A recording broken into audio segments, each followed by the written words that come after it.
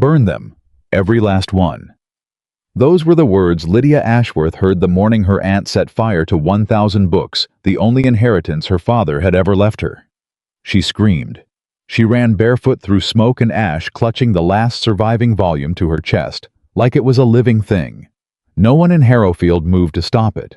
No one except a stranger on horseback who watched from the tree line and said nothing. Not yet. If a story like this makes your heart ache, you belong right here. Subscribe and never miss a word. The fire started before sunrise. Lydia Ashworth smelled at first that particular sweetness of old paper, catching flame. A smell she had loved all her life and now would never forget. She had been asleep in the narrow bed of the cottage's upper room, the one her father had built with his own hands before illness took him, and something in the smell pulled her up before the sound did. She was halfway down the stairs when she heard her aunt's voice cutting through the early morning dark. "Get them all out, every shelf. I want nothing left by morning." Lydia stopped on the landing. Her hand found the wall. She pressed her fingers flat against the plaster and stood very still, because some part of her refused to believe what her ears were telling her. Then she heard the crackle. She came down the remaining stairs at a dead run, her nightgown catching at her ankles, her bare feet finding the cold stone floor of the entrance hall. She pushed through the cottage door and stepped into a world that had already started burning. Aunt Harriet Marsh stood in the yard with her arms folded across her chest and her chin lifted at an angle that she had apparently decided was dignified. Two hired men boys, really the sons of a tenant farmer, were carrying armloads of books from the cottage and dropping them into a pile in the dirt. The pile was already burning. Flames moved quietly in the still morning air, deliberate and patient, the way fire always is when it has no one to hurry it. Lydia's father had spent 30 years building that library. He had carried those books across Virginia on the back of a mule when he was barely older than those farm boys. He had bartered for them, borrowed for them, gone without meat in winter, so that he might add one more volume to the shelves that lined every wall of the cottage from floor to ceiling. Philosophy, history, natural science, poetry, theology, maps, first edition novels that women weren't supposed to read, and political treatises that men weren't supposed to own. He had read every one of them and written his name in careful ink on the first page of each, followed by the year and the location where he had found it. Thomas Ashworth, Virginia, 7797. Thomas Ashworth, Richmond. Thomas Ashworth, Philadelphia. And now they were burning in a yard in Harrowfield, Kentucky, while his sister stood and watched with her arms folded like she was supervising the laundering of sheets. Lydia crossed the yard barefoot. She did not run. Some cold, clear part of her mind had taken over the part that her father had always called her steady eye. The part that looked at a situation and understood it before emotion could muddy the water. Aunt Harriet turned at the sound of footsteps. "Lydia, go back inside." "Stop." Lydia's voice came out steady. She had not planned that, but she was grateful for it. "Stop this right now. It's already done. The decision has been made. By whom? These are my books." Harriet's expression shifted, not softening, just rearranging itself into something more practiced. She had a face built for disapproval. Aunt Harriet did, with deep lines carved from nose to mouth, and eyes that had never once in Lydia's memory looked at her with warmth. "They are books in my household, under my roof, paid for by resources from this estate. This cottage is not your estate. My father left it to me." "Your father," Harriet said precisely, "left you in my care, which means that I determine what is appropriate for a young woman in your position. And a young woman of 23 years, unmarried, and entirely without prospects, does not require a library of revolutionary thought and immoral fiction. She requires practical instruction and a willingness to be guided." One of the farm boys hesitated with a stack of books against his chest, looking between them. "Keep moving," Harriet told him without breaking her gaze from Lydia's face. He moved. Lydia stepped around her aunt. She moved toward the fire. Her hand shot out and closed around the spine of a volume that had landed at the edge of the burning pile, still untouched on its back cover, though the front was already catching. She pulled it free, beating at the corner with her palm until the flame went out, leaving a black smear across her hand and a small burn that she did not register until much later. It was Aristotle. Her father's Aristotle, with his handwriting on the first page. She clutched it to her chest and turned around. "If you throw another book on that fire," Lydia said, "I will ride to Harrowfield and speak to Judge Alderman this morning. My father's will is recorded. This cottage and its contents are mine. What you are doing is destruction of lawful property, and I will say so publicly and clearly to every person who will listen." Harriet's chin came up higher. "You would embarrass this family. You are burning my father's books in a yard at dawn." Lydia's voice did not shake. "I don't believe I'm the one doing the embarrassing." Something moved at the edge of the tree line. She didn't look. She was too fixed on her aunt, too caught in the terrible clarity of the moment. But something registered a stillness that wasn't a deer, a shape that was too upright, too deliberate. Harriet let the silence sit for a moment. Then she turned to the farm boys and gave a small dismissive gesture. "Leave the rest." She walked back into the cottage without another word, with the particular gait of a woman who has decided to interpret a retreat as a choice freely made. The farm boys set down their loads and left quickly, not meeting Lydia's eyes. She stood alone in the yard. The fire was still burning. Most of the pile was ash already, or curled black shapes that had been books an hour ago. She counted what remained, 7 volumes left untouched in the grass dropped before they made it to the flames. The Aristotle in her hands. 8 total out of more than 1,000. Lydia sat down in the dirt of the yard in her nightgown, with ash settling on her shoulders, and pressed her forehead against the cover of the Aristotle and allowed herself 30 seconds. 30 seconds of grief. Of fury so clean and total that it felt almost like peace. Then she stood up, gathered the 7 volumes from the grass one by one, carried them inside, and set them on the kitchen table. She built up the fire in the hearth. She put the kettle on. She washed the burn on her hand in cold water without making any sound about it. And she thought about what came next. Her father had not been a man of property or position. He had been a schoolteacher in his earlier years, then a man of modest independent means, when a small inheritance from a distant relative had allowed him to purchase the cottage outright and give up teaching. He had never remarried after Lydia's mother died, had spent the last 15 years of his life in the company of his daughter and his books, which he had treated with roughly equal devotion. The will was legal and properly recorded. The cottage was hers. The library, what remained of the library, was hers. What was not hers was any form of income, or any prospects for income, or any social connections in Harrowfield, beyond what her aunt provided. She had arrived in this town 4 years ago, when her father's health had begun to fail, and Harriet Marsh had descended on the cottage with the authority of the only surviving family member willing to help. Lydia had been 20 years old and frightened, and Harriet had known exactly how to make herself indispensable to a frightened 20-year-old. By the time Lydia understood what living under Harriet's so-called care actually meant, the arrangements had calcified into something that felt permanent. Harriet did not live in the cottage. She lived in the larger Marsh house at the edge of the town proper with her husband Edward, who had money and the general personality of furniture. But she visited the cottage daily. She managed the accounts. "Since you have no head for figures," she had said once, which was untrue. But Lydia had not yet known how to fight that particular battle. She controlled what visitors Lydia received, what invitations she accepted, what she wore in town, whether she was permitted to take the horse out on her own. The library had been the one place Harriet had never touched. Until this morning. Lydia understood, sitting at her kitchen table with 8 surviving books and a burned hand, that she had been naive. She had thought the library was safe because it was obviously hers, obviously her father's, obviously sacred, obviously beyond interference.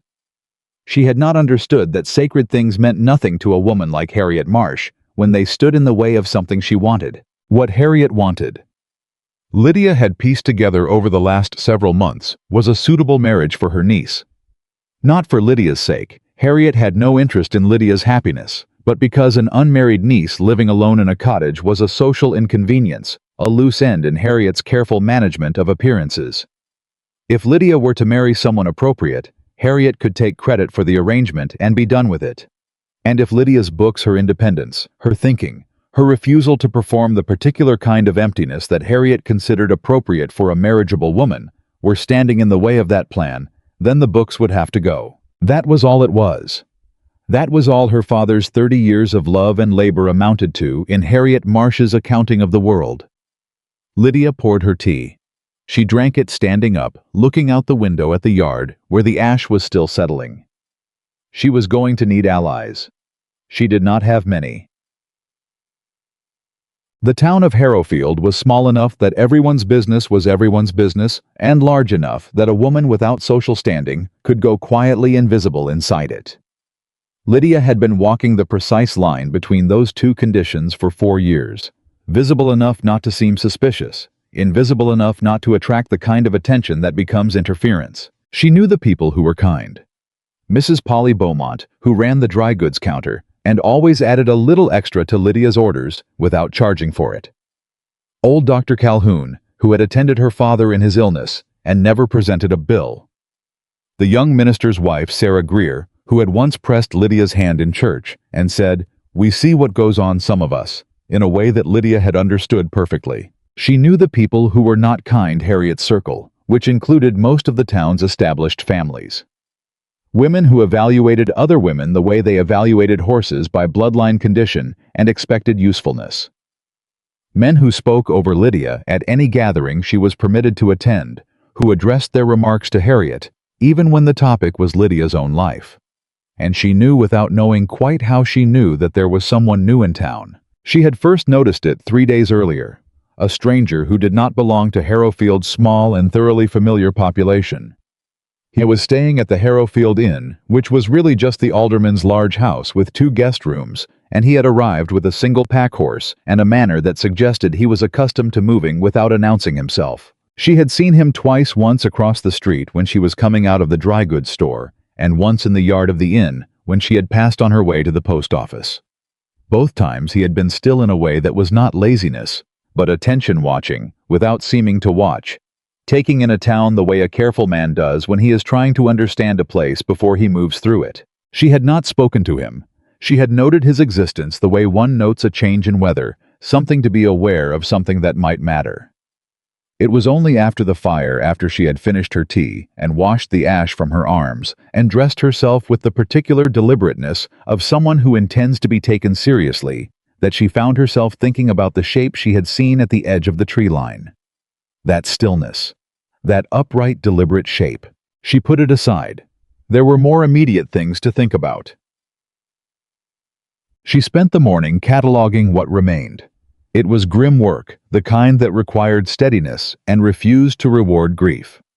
She went shelf by shelf through the cottage, making a list on a piece of paper in her careful small handwriting. The volumes that had survived because they had been in her room or in the kitchen or in the one corner of the sitting room that the farm boys apparently hadn't reached before she'd come downstairs. 43 books, out of more than 1,000. She sat with that number for a long moment before she wrote it down. Her father had catalogued the library himself, year by year, in a leather ledger that Lydia had memorized almost without trying. She knew the catalog by heart, could close her eyes and see the rows of spines, could name the author and edition of almost anything she'd loved enough to return to. The losses were not abstract. She could name every one of them. The complete Shakespeare Folios 4 volumes 1807 edition, Johnson's Dictionary, annotated in her father's hand across 300 pages. Wollstonecraft, paint. Jefferson's Notes on the State of Virginia, which her father had carried all the way from a bookseller in Philadelphia because no one in Kentucky would stock it openly. The natural philosophy texts. The astronomy. The 3 volumes of medical science that had helped Lydia nurse her father through his last illness, because the doctor came only once a week and she had needed to understand what she was watching. Gone. All of it, ash in the yard. She was on her 4th page of the list when someone knocked at the cottage door. She expected Harriet returning to deliver some further pronouncement in the aftermath of the morning's destruction. She composed her expression on the way to the door, settling it into something that was politely firm and entirely unwilling to be moved. She opened the door. It was not Harriet. The man from the inn was standing on her step. He had his hat in his hand, and he was looking at her with eyes that were steady and quiet, and something else she did not yet have a word for. He was taller than she had realized from a distance, with the kind of frame that suggested outdoor work rather than the drawing room. Broad through the shoulders, unhurried in the way he held himself with a quality of stillness that she recognized because she had been watching for it. I was perhaps 30, or a few years past it. His coat was good, better than good, actually the kind of tailoring that speaks of real money spent quietly. His boots were worn but expensive. He had no calling card in his hand, which either meant he had forgotten it or was deliberately choosing not to use one, and she could not yet determine which. "Miss Ashworth," he said. His voice was low and even. "My name is Stephen Langford. I beg your pardon for calling without introduction. I am aware it isn't proper." "Mr. Langford." She did not step back from the doorway. "You were at the tree line this morning." He did not look surprised that she had seen him. He gave a small nod. I was out early on horseback and I saw—" He paused, choosing words with care. "I saw what was happening." "And you didn't intervene?" "No, ma'am. You didn't need me to." She studied him for a moment. There was no flattery in the way he said it, no performance of admiration. It sounded like a simple statement of observed fact, and she found somewhat to her own annoyance that she believed him. "What can I do for you, Mr. Langford? I'm not sure I know how to say this without it sounding like impertinence." He turned the hat in his hands. Not nervously, she thought, but as a gesture of deliberateness, of choosing slowness when speed might give the wrong impression. "I have business in Harrowfield for the next several weeks. I arrived knowing no one here, and this town, as I'm sure you're aware, is one where a stranger notices things quickly, simply because there's nothing to obscure them." "What kind of things?" He looked at her directly. "The kind that would lead a woman's guardian to burn her books in a yard at sunrise." The silence that followed was not uncomfortable. It was, in fact, the first silence in hours that Lydia had been able to breathe inside. "My aunt," Lydia said carefully, "is not my guardian. She is my father's sister, who has appointed herself to a role that was never legally hers." "I understand." He nodded once. "I wondered if I might be of some practical assistance, not in any way that would make your situation more difficult. I'm aware that a strange man involving himself in a family matter can make things considerably worse, yes." She looked at him steadily. "What kind of practical assistance, Mr. Langford?" He hesitated genuinely, she thought not for effect. "I know a great many booksellers," he said. The words were simple. They landed on her like something falling from a great height. She said nothing for a moment. "I travel for business," he continued. "I've spent considerable time in Philadelphia, New York, Richmond. I collect books myself, Miss Ashworth. I have contacts among dealers who know where to find particular editions, out-of-print volumes, collections that have come to market." He paused. "I thought that information might be worth something to you." Lydia thought about the list she had been writing. 4 pages, small handwriting, every lost title she could remember. She thought about the Aristotle with her father's name on the first page, sitting on the kitchen table. She thought about 1,000 books reduced to ash. "That information would be worth a great deal to me," she said. "But I have no money to purchase anything. My aunt controls the household accounts." "I am aware of that too." She went very still.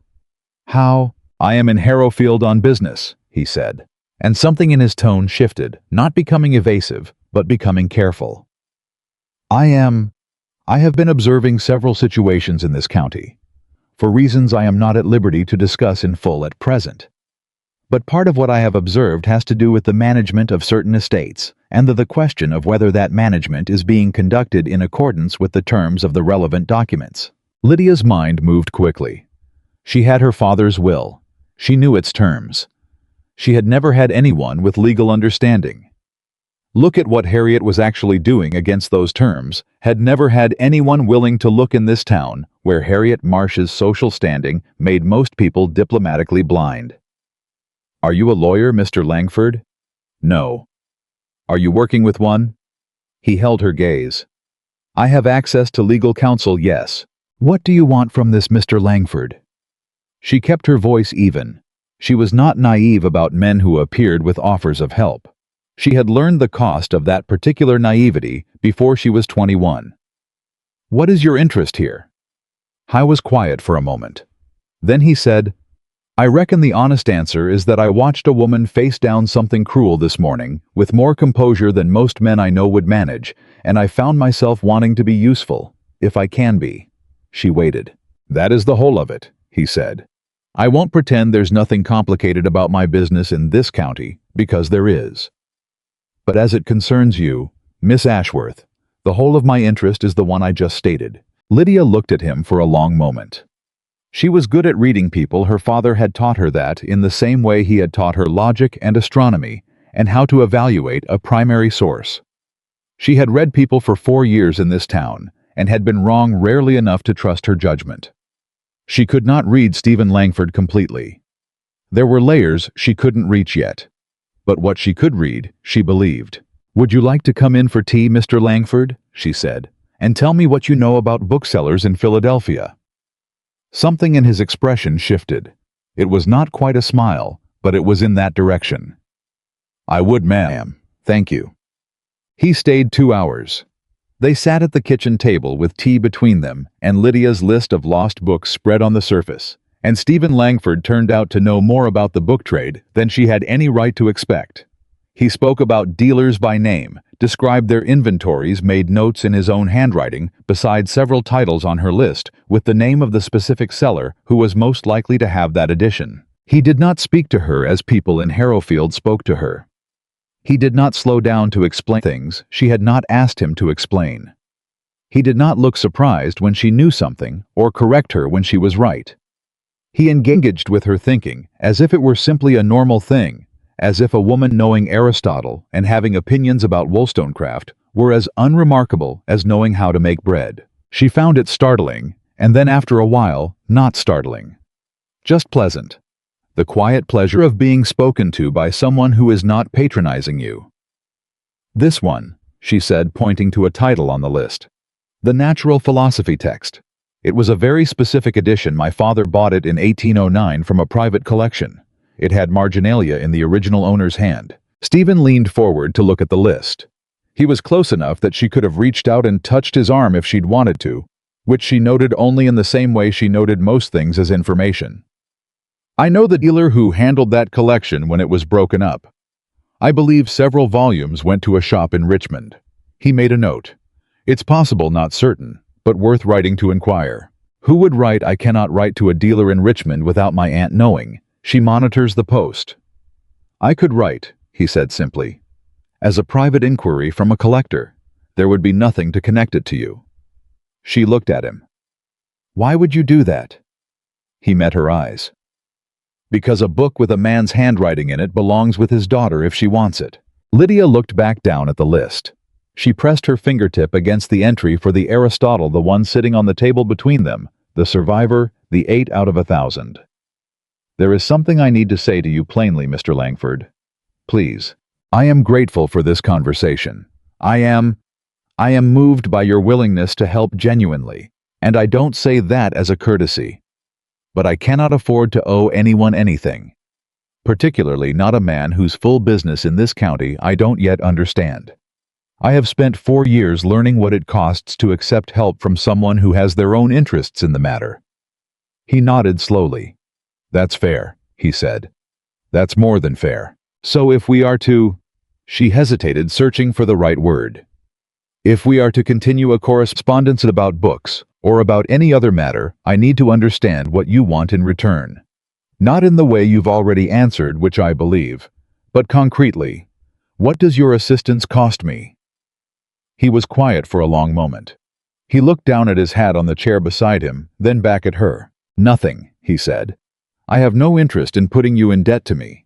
If I write to a dealer in Richmond, and he finds the book, and I purchase it and send it to you, that is a gift, not an obligation. You may do with it as you choose, sell it, read it, send it back to me if you'd rather not accept it. I make no claim on you by doing it." "Why?" "Because you asked plainly, and I am answering plainly." He looked at her steadily. And because a woman who watched 1,000 books burn this morning and sat down to write a list of them deserves to have them back, and I happen to be in a position to help with that, and I would like to. That is all." The kitchen was quiet. The fire in the hearth settled. Lydia looked at the man across the table, at his careful hands and his honest eyes and his list of booksellers written in a clear, unshowy hand. She thought about what her father would have said. Thomas Ashworth had believed against most evidence that people were capable of genuine kindness. He had also believed in examining evidence carefully before forming conclusions. "I think," Lydia said slowly, "that we might find it worthwhile to continue this conversation tomorrow, Mr. Langford, after I have had the chance to think about it." "Of course. And perhaps," she said, "you might bring the name of the dealer who handled that 1809 natural philosophy collection." He stood collected his hat. There was a quality to the movement, deliberate, unhurried, as if he was very aware of the space he occupied and wanted to occupy it with care. "I'll have it for you by morning," he said. "I give you my word." She walked him to the door. He stepped out into the light, put his hat on, and turned back once. "Miss Ashworth." He paused. "The books that are still in that yard, the ash. I noticed when I rode past earlier that the wind had come up. You might want to check this afternoon whether anything more survived at the edges than you realized this morning. Fire is not always as thorough as it means to be." He touched the brim of his hat. He walked away without looking back. Lydia stood in her doorway for a moment, watching him go, thinking about what that kind of attention meant. The attention that notices the edge of a fire and thinks not about drama or tragedy, but about what might have survived. Then she went back inside, finished her list, put on her cloak, and went out to check the yard. At the very edge of the ash pile, half covered in loose dirt, where someone's boot had apparently scattered debris, she found 3 more books, badly burned on their spines but intact. She carried them inside and added them to the kitchen table with the others. 46. She looked at the number. She thought about tomorrow morning. She thought about a man who knew booksellers in Philadelphia and Richmond and could write letters that no one in Harrowfield would connect to her. She sat down at the table, moved the Aristotle to the center, and began to make a new list, not of what was lost, but of what she most wanted back. That evening, Harriet Marsh came to call. She arrived at 6 o'clock with the punctuality she maintained in all things, carrying a small cake wrapped in cloth, and wearing an expression of magnanimity that made Lydia's stomach tighten. "I thought," Harriet said, settling herself into the chair by the window with the air of someone doing a kindness, "that we might speak sensibly about this morning." "I thought we might." Lydia sat across from her and kept her hands still in her lap. "You were distressed. I understand that." Harriet smoothed the front of her dress. "Your father placed great sentimental value on those books, and naturally you feel his absence in their loss. That is natural." They were not sentimental objects, Aunt Harriet. They were a library, a collection of significant intellectual value assembled over 30 years. What you had burned this morning would have been worth— "What I had cleared," Harriet interrupted gently, "was an accumulation of materials that were unsuitable for a young woman in your position and that were making your cottage appear irregular. Mrs. Alderman mentioned only last month that the number of boxes and volumes in your sitting room presented an unfavorable impression to visitors. Mrs. Alderman has not visited this cottage in 2 years. She is observant regardless. And the impression that a young woman of marriageable age gives to the community is not improved," Lydia said, "by having her property destroyed." Harriet's eyes cooled. This was the version of her aunt that Lydia was most familiar with, the one that appeared when the performance of generosity had met with insufficient gratitude. "I have spoken to Mr. Cartwright," Harriet said. Lydia kept her face still. Thomas Cartwright was a widower of 52 with a tobacco farm and a manner that made Lydia think of a man who had never in his life considered whether anyone else in the room might have preferences. "He has expressed interest in calling on you." "I am not interested in Mr. Cartwright calling on me." "Lydia." The name in Harriet's mouth was a closing door. "You are 23 years old. Your options are narrowing.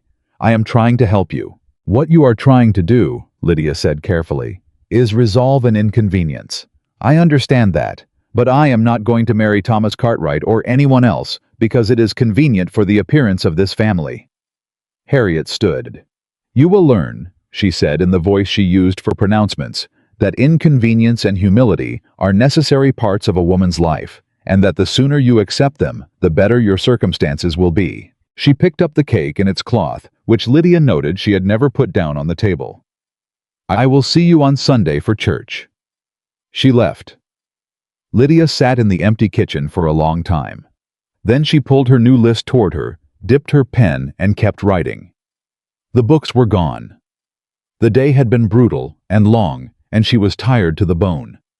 But tomorrow morning, a man who knew booksellers in Philadelphia had given her his word that he would bring her a name.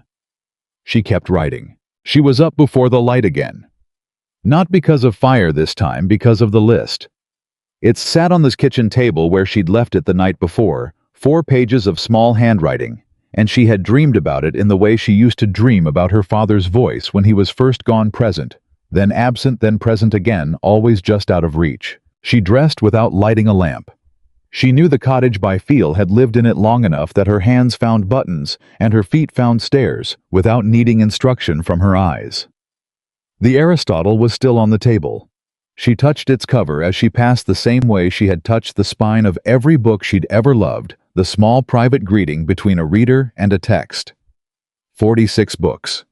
Out of more than 1,000. She put the kettle on and stood at the window and watched Harrowfield come slowly into focus as the sky went from black to gray to the particular pale blue of a Kentucky morning in early autumn. The yard was quiet. The ash pile was still there. She had not yet decided what to do about it, whether to scatter it or cover it, or simply let the rain handle it in its own time. She was still at the window when she heard the knock. Not 6 o'clock. Not even close.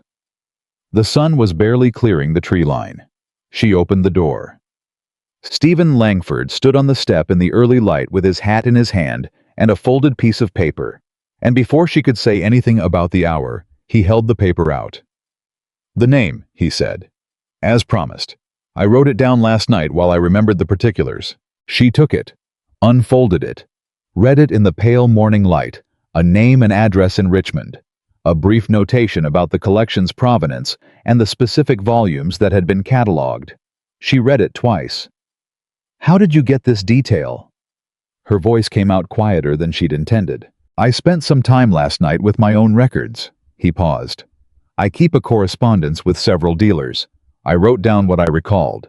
The detail about the marginalia, the natural philosophy volume. I believe the dealer's catalog from that year described it specifically, which means they may still have a record of where it went." She looked up from the paper. "Come in, Mr. Langford. The kettle is just coming up." He followed her inside without ceremony, as if this were already an established thing between them. She noted that he took the same chair he'd used the day before and set his hat on the same spot without appearing to think about it. She noted this because she was a person who noticed patterns, and because something in her wanted to know whether he was a man who made himself at home by instinct or by intention. She poured the tea. She set his cup down and sat across from him, and for a moment neither of them spoke, which was comfortable in a way she had not expected. "My aunt came last night," she said. He looked at her over the rim of the cup. "She brought cake. She did not put it down. She told me that a man named Thomas Cartwright has expressed interest in calling on me and that my options are narrowing." She wrapped both hands around her own cup. "I told her I was not interested." He set the cup down carefully. "What does Cartwright want with you specifically, I mean beyond the obvious?" Lydia glanced at him. "You know of him. He has land to the south. He is known in this county." Something shifted in Stephen's expression, not anger, but the flat, careful look of a man who has filed information under a particular heading. "What does he want?" "What they all want, I think. A suitable woman who will manage his household and not ask too many questions." She said it without bitterness, which had taken 4 years to learn. "My aunt believes that my being unmarried is a social liability for the family. She is correct that I have few options. She is incorrect that marriage to Thomas Cartwright constitutes a solution." "What does constitute a solution?" She looked at him steadily. "Control of my own accounts. which I cannot have without a legal challenge to the arrangements my aunt has built over the last 4 years, which requires either money or legal counsel, neither of which I currently possess." He was quiet for a moment. Then, "I said last night that I'm in Harrowfield on business. I wasn't precise about what that business is. I'd like to be more precise if you're willing to hear it." "Please." He looked at his hands, then back at her.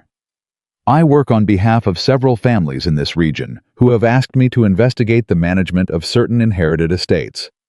There have been irregularities. Trustees and guardians who have exceeded their authority or redirected resources in ways that were not sanctioned by the original instruments. I am not a lawyer, but I work closely with men who are. My role is to gather information, document what I find, and report to the attorneys who can then take action." Lydia was very still. "Whose estates?" "4 families in this county. One of them."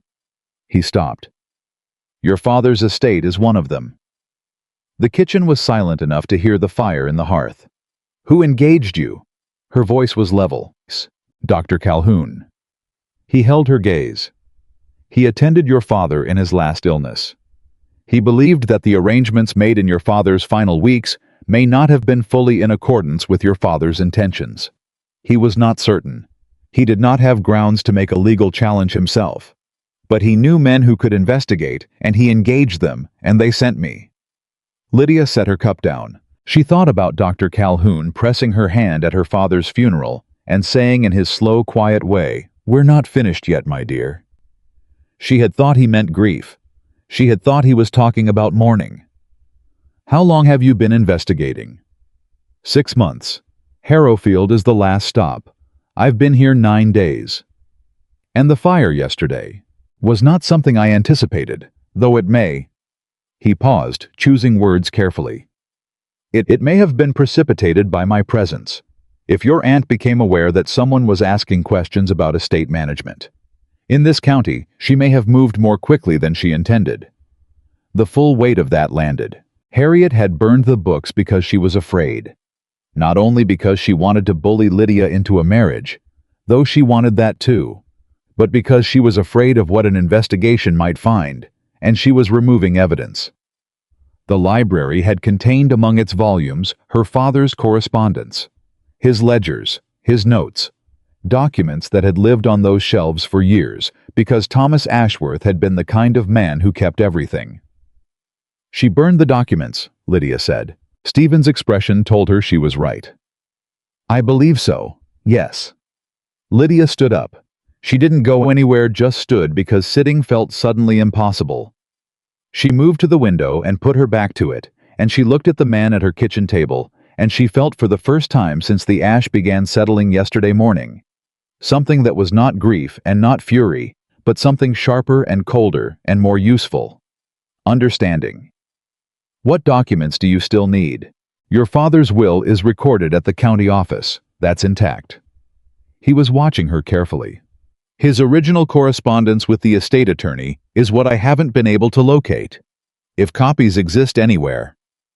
"My father kept duplicates." She said it quietly because she was thinking while she said it. "He kept duplicates of everything. He believed in redundancy.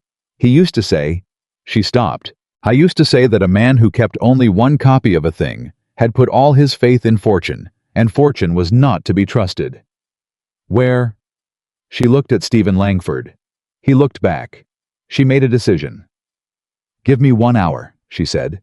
"I need to go somewhere alone. I will come back, and I will tell you what I find.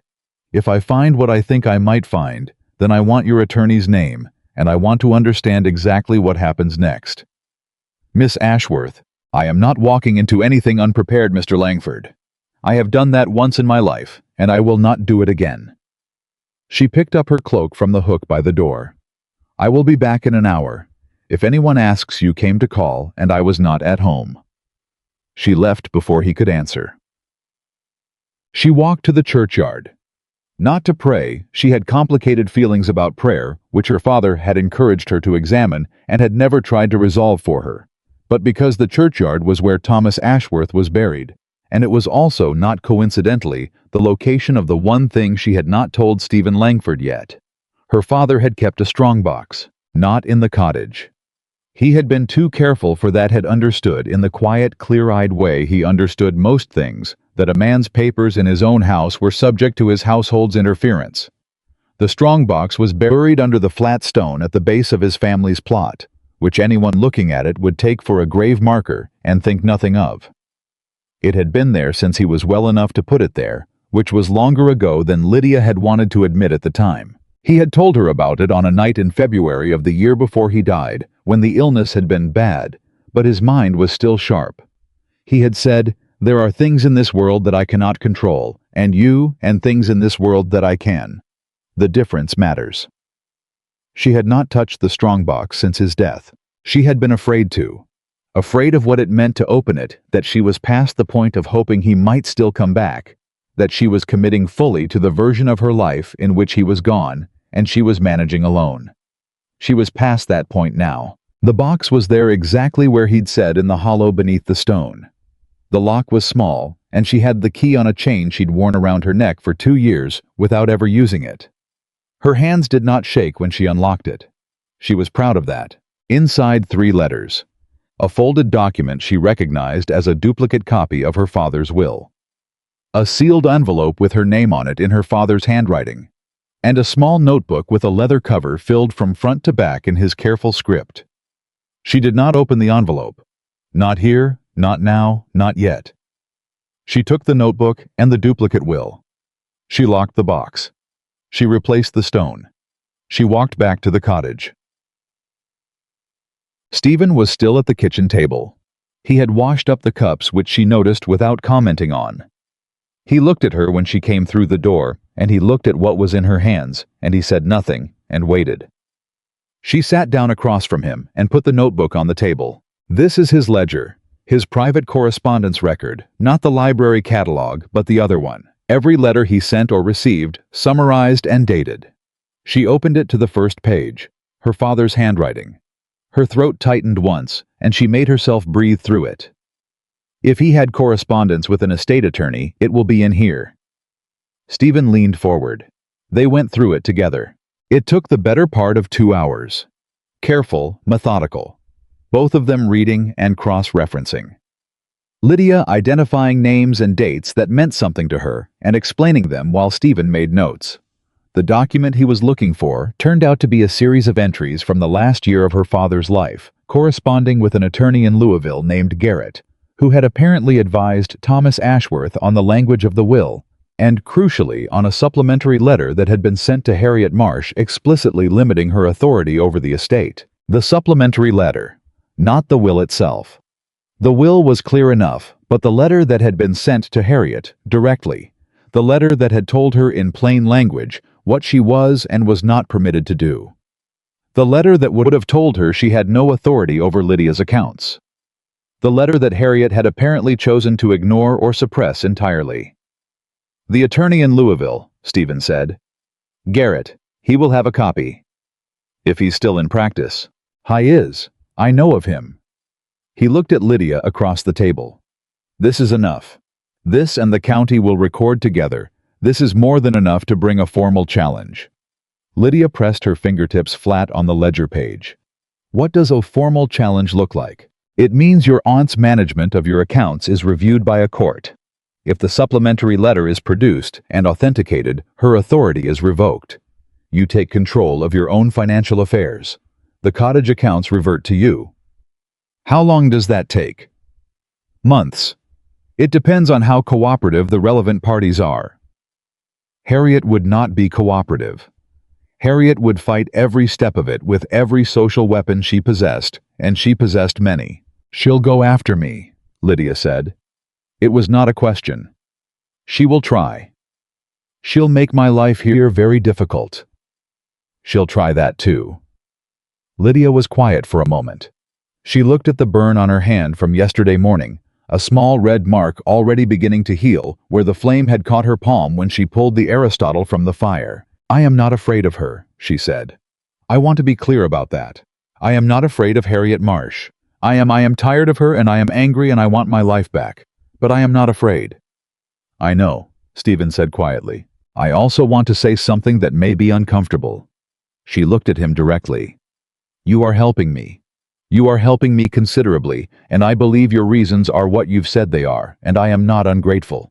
But I need you to understand that I will not allow this to become another arrangement where someone else controls the outcome while I wait to be told what happened. I need to be involved in every decision. I need to know every step. I need to be the one who chooses." He held her gaze. "That's how it should be," he said. "I would not have it otherwise." She believed him. She was not yet sure if believing him was wisdom or hope, and she could not quite separate the two, and for now she decided that did not matter. "Then write to your attorney," she said, "and tell me what I need to do first." The letter went out that afternoon, carried by Stephen's own man, to the post at Harrowfield. Lydia did not see it sent. She was back in the cottage by then, rearranging the 46 surviving books on a single shelf, with the particular deliberateness of someone making order from wreckage.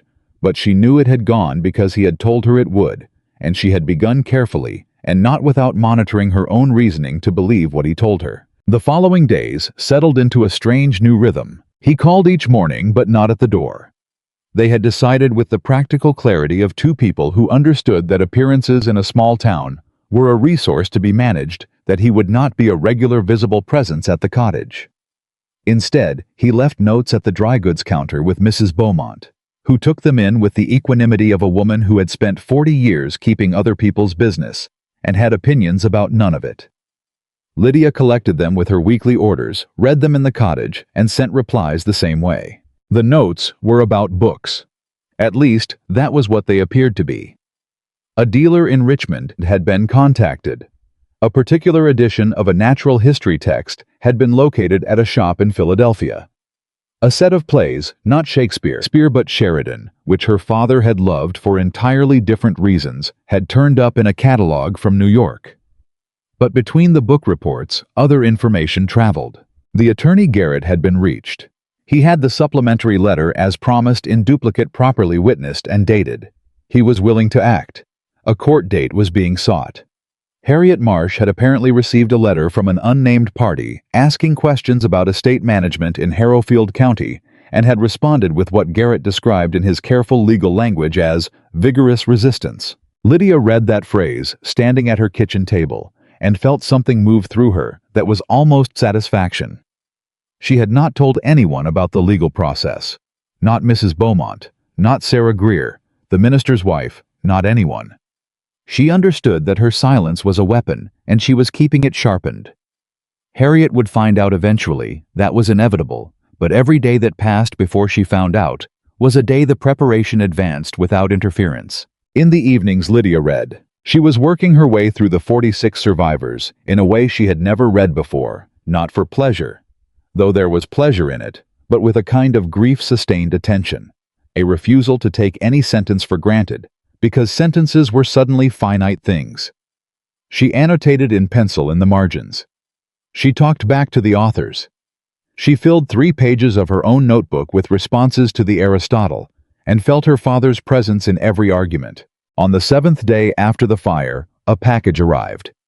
It came through the normal post addressed to Miss Lydia Ashworth, no return address. Inside was a book wrapped in brown paper and a single card in Stephen Langford's handwriting. The dealer in Richmond confirmed the provenance. It was in his catalog all along. Thought it should not wait. The book was the natural philosophy text, her father's edition with the marginalia in the original owner's hand. Not her father's copy, not the one that had burned, but the same edition, the same printing, the same ink in the margins. She sat with it for a long time. Then she opened the front page and wrote in her own handwriting beneath the printed title, Lydia Ashworth, Harrowfield, Kentucky, 1819. Harriet came on the 8th day. Not in the morning, which would have been her usual call, but in the afternoon, and not alone. She brought with her a woman named Mrs. Caroline Fitch, who was the wife of the county magistrate, and whose presence in any conversation was the equivalent of a formal declaration. Lydia let them in. She served tea. She arranged her face into the expression she had spent 4 years perfecting, attentive, pleasant, giving nothing. "We have heard," Harriet said with the particular precision of a woman who has planned every word, that there is a gentleman in Harrowfield who has been calling on you. Several gentlemen are known to call on various residents of Harrowfield, I believe, Lydia said pleasantly. It's the nature of a social community. This one has been calling on you specifically. I have had visitors, yes. Mrs. Fitch folded her hands in her lap, which was her signal that she was about to contribute. A man named Langford. He has been in the county for nearly 2 weeks now, and his business here has not been made entirely clear to the established families. My husband has found his inquiries irregular. In what sense irregular? He has been asking questions, Mrs. Fitch said, about matters that are perhaps not his concern. Lydia looked at her. She looked at Harriet. She could feel the shape of what this visit was, the preemptive strike, the attempt to make her feel exposed before she had a chance to feel powerful. She recognized it because Harriet had used it before on smaller matters. It had worked before. She had been 20 years old before, and frightened. I'm afraid I don't know what questions Mr. Langford asks of others, Lydia said. He is a collector of books, and when he learned that I had recently suffered a loss of some significant volumes, he very kindly offered his knowledge of the book trade. That is the extent of what I know of his business. She paused. Which books incidentally were destroyed in my yard 8 days ago. I don't believe that has been forgotten. The air in the room changed. Harriet's expression tightened at the corners just slightly, just enough to confirm that the arrow had landed.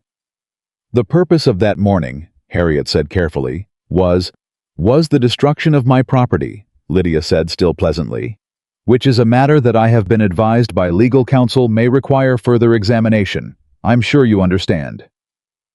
Legal counsel. She had dropped it quietly like a stone into still water, and she watched the ripples. Harriet's breath changed. Mrs. Fitch went very still. The magistrate's wife understood what those words meant, had been married to a magistrate long enough to know that they were not decorative. I am sure, Lydia continued, that everything will be found to be in proper order, and in the meantime, I am grateful for your call. I hope you'll give my regards to Mr. Fitch. She stood. They had no choice but to stand with her. At the door. Harriet turned back. Her voice had gone quiet, which was always more frightening than loud. Be very careful, Lydia. I am always careful, Lydia said. My father taught me that. She closed the door. She stood with her back against it for a long moment, heart going faster than she wanted to admit, hands pressed flat against the wood. Then she went to the counter, took out a sheet of paper, and wrote a brief note to Mrs. Beaumont's dry goods counter. She has been warned.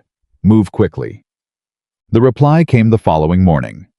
Garrett arrives in Harrowfield next week. Court date is set. Hold.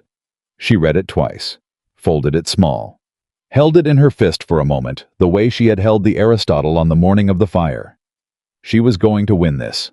She did not know yet what winning would cost her, or what came after, or how to be the woman who lived in the cottage alone with her books and her freedom when this was done. She did not know what to do with the fact that she had begun to listen for his notes at Mrs. Beaumont's counter, with a particular quality of attention that she was not yet ready to name. But she knew she was going to win. Outside, the morning light was coming up clear and cold. The ash pile in the yard had finally scattered in the wind, and where it had been, she could see the bare dirt of the yard clean and open. She put the note in her apron pocket. She went to make the tea. She thought about 46 books and one natural philosophy text, with new handwriting on the first page, and the man who had found it, and the weeks ahead, and what it meant to fight for a thing you loved with someone standing quietly beside you who had not asked for any part of what you owed. She put the kettle on. She waited for the water to boil. She was ready. Garrett arrived on a Tuesday. Lydia knew he was in town before she saw him, because Mrs. Beaumont told her not in words, but in the way she added an extra measure of sugar to Lydia's order that morning, and pressed her hand briefly across the counter without looking up. Mrs. Beaumont had been keeping secrets in Harrowfield for 40 years. She communicated in small kindnesses the way other people communicated in speech. The attorney was a compact man in his late 50s, gray at the temples, with the particular manner of someone who had spent decades in rooms where the wrong word cost people everything and had learned to be very careful about words. He came to the cottage that afternoon while Harriet was at her weekly call at the Alderman house, which they had timed deliberately. Stephen brought him. Neither man spoke much on the walk up the cottage path, and Lydia registered watching them come through the window that Stephen was letting Garrett lead, hanging back half a step, giving her the room to form her own impression without his presence coloring it. She noticed that. She filed it. Garrett shook her hand like she was a person, which she noted because not everyone did. "Miss Ashworth, I knew your father." He took the chair across from her. "Not well. We corresponded for the better part of a year, but a man's letters tell you something about him, and what I knew of Thomas Ashworth I respected." "He was precise," Lydia said, "in correspondence and in everything else." Which is why. Garrett opened the case he'd brought and set a document on the table. "Which is why this letter is going to hold up." She looked at it. Her father's handwriting on the top portion, his signature at the bottom, witnessed by two names she recognized: Dr. Calhoun and a man named Horace Webb, who had been her father's closest friend and had died the winter before last. The supplementary letter. She had known it existed. She had known it from her father's ledger. But seeing it, the physical paper, her father's actual hand, was different from knowing. She read it in full without rushing. Garrett waited. Stephen at the edge of the room was very still. The letter was clear. Thomas Ashworth had written it 8 months before his death, in the full certainty of what was coming, and the full clarity of what he wanted done. It stated in the careful language that Garrett had apparently helped him craft that Harriet Marsh was to have no authority over Lydia's accounts or property. That the cottage and all its contents were Lydia's unconditionally. That any correspondence or document purporting to grant Harriet guardianship or financial oversight was without his sanction. Any document. "She forged something," Lydia said flatly. Garrett looked at her steadily. "We believe a document exists presented to the county office approximately 3 months after your father's death that granted your aunt oversight of the estate accounts on the grounds of your father's alleged verbal instruction. The document was witnessed by 2 men who are both closely connected to your aunt's household." "She forged it."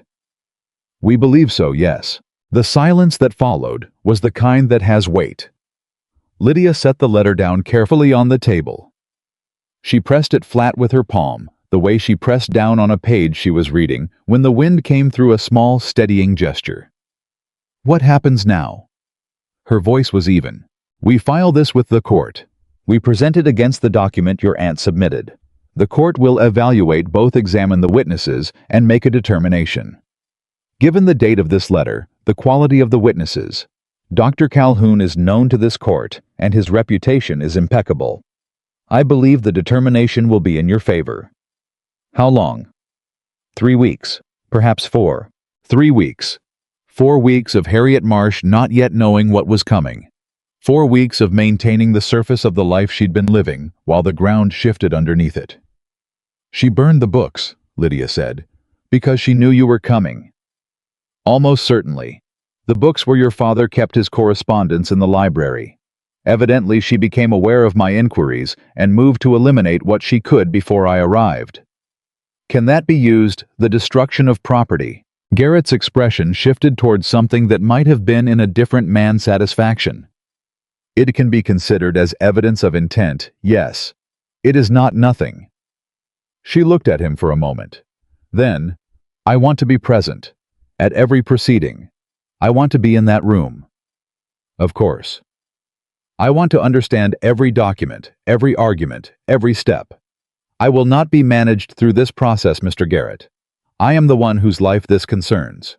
"Miss Ashworth," Garrett said with the quiet gravity of a man who means what he says, "I came here because Thomas Ashworth's daughter deserved someone to fight for what was rightfully hers.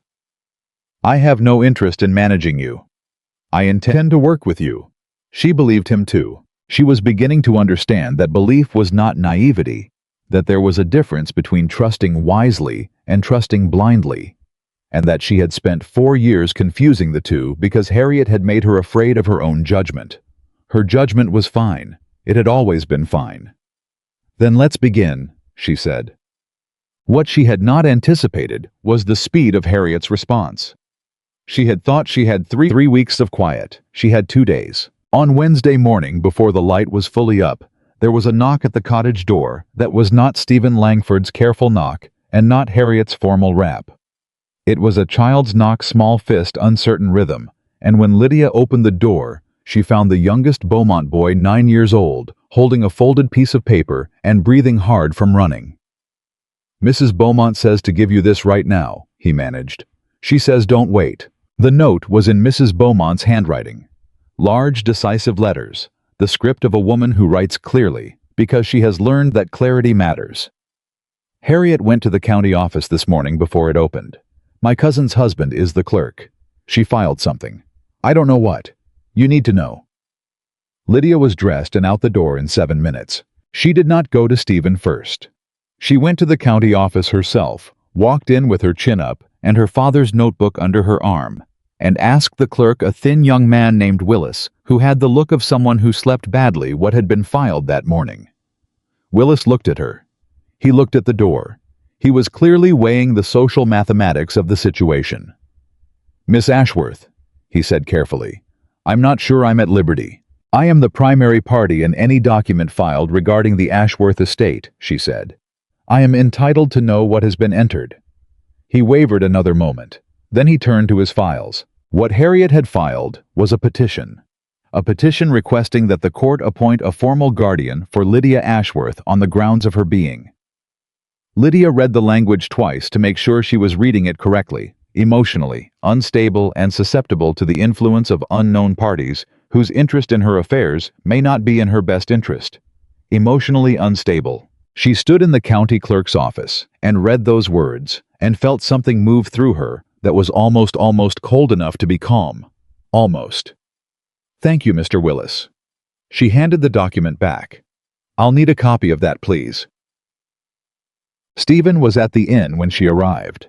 He was in the small sitting room off the entrance hall, which the aldermans allowed their long-term guests to use, and he was writing when she came in, and he stopped the moment he saw her face. She put this copy of Harriet's petition on the table in front of him. He read it. She watched his jaw tighten just slightly, just enough to tell her what he actually thought about it, without his saying a word. "She's trying to do 2 things at once," he said after a moment. "Block the legal challenge before it's filed and discredit whatever you say about her management of the estate." "Yes." "The guardian petition, if it were granted. It would make everything I've done in the last 9 days irrelevant, yes. A ward cannot bring a legal challenge. A ward cannot control her own accounts." She sat down. "She's clever, my aunt. I have never not given her that. Garrett needs to know immediately. I know. I came to you first because—" She stopped. She came to him first because he was the person she had started without entirely meaning to come to first. Because in 2 weeks, he had become the person whose steadiness she counted on when her own steadiness was being tested.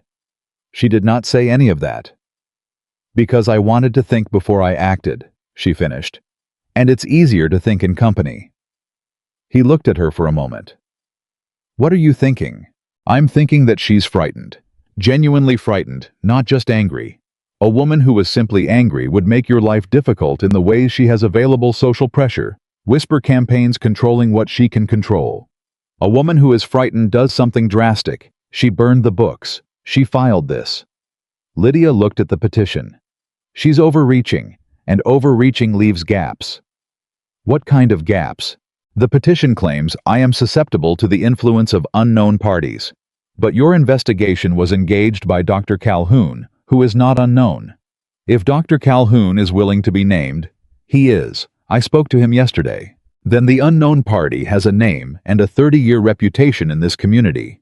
And the unknown party's influence consists of—" She gestured at herself. "Me reading my own father's correspondence and deciding to act on what I found. That is not susceptibility. That is a woman exercising her judgment." Something moved in Stephen's expression. He looked at her the way he had that first morning at the tree line, not admiring exactly, but paying attention. The particular attention of someone who sees clearly and is glad of what they see. "I'll send for Garrett," he said.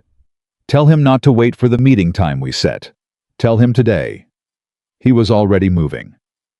Garrett filed their response that same afternoon, a formal answer to the guardian petition accompanied by the supplementary letter Dr. Calhoun's signed statement, and a brief from Garrett himself, laying out the legal history of the Ashworth estate in language so precise and well-sourced that Willis the clerk reading it at his counter went a particular shade of pale. Lydia was not there when it was filed.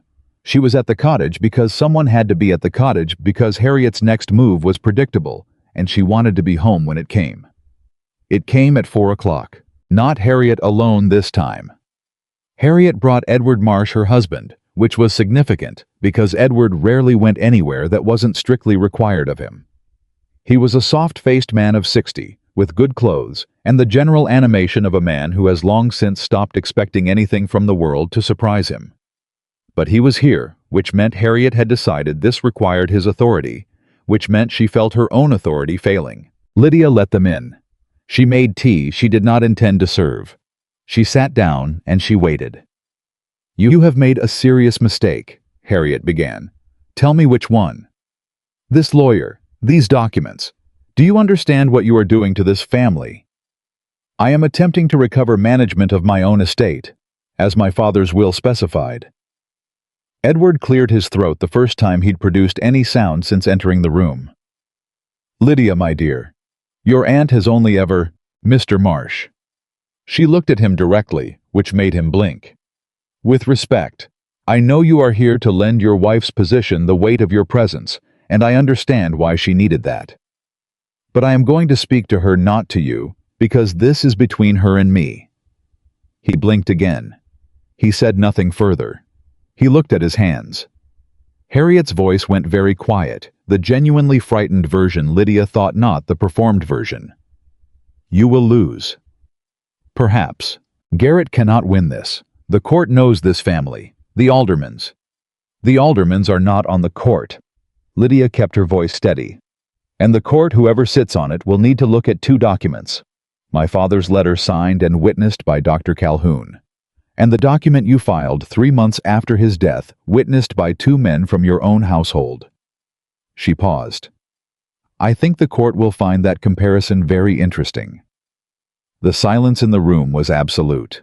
Harriet Marsh had lived 61 years moving through the world as a woman who was never wrong in public, and Lydia watched her sit with the fact that she had been found out, and she did not feel triumph. She felt something quieter than that.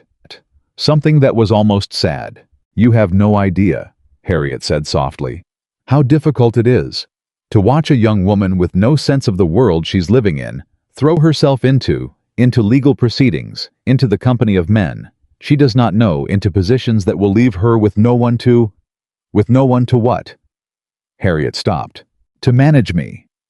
Lydia's voice was gentle, which surprised her. "To make decisions for me. To determine which parts of my mind are appropriate and which parts need to be burned." She looked at her aunt, really looked at her the way she had not permitted herself to look for 4 years, because looking clearly at Harriet meant acknowledging what Harriet was. "I know you believe you were helping me. I think some part of you genuinely believes that. But the library is ash in my yard. My father's 30 years of work is ash, and I will not agree that that was help." Harriet stood. Edward stood with her on instinct. "This is not over," Harriet said. "No," Lydia agreed. "It isn't. I expect we have several weeks of unpleasantness ahead, but it will end." She stood to show them to the door. At the threshold, Harriet turned back once, and what was in her face in that last moment was something Lydia had never seen there before. Not anger, not the performance of dignity, something rawer than that, something almost lost. The door closed. Lydia stood alone in the cottage and let out a long, slow breath. Then she sat back down at the table, pulled her notebook toward her, and began to write. The weeks that followed were not pleasant. Lydia had known they wouldn't be. Harrowfield was a small town, and Harriet Marsh was a woman with 4 decades of social investment in it, and she spent those weeks calling in every account. Invitations to Lydia that had been tentative became non-existent. Women who had been coolly polite became pointedly distant.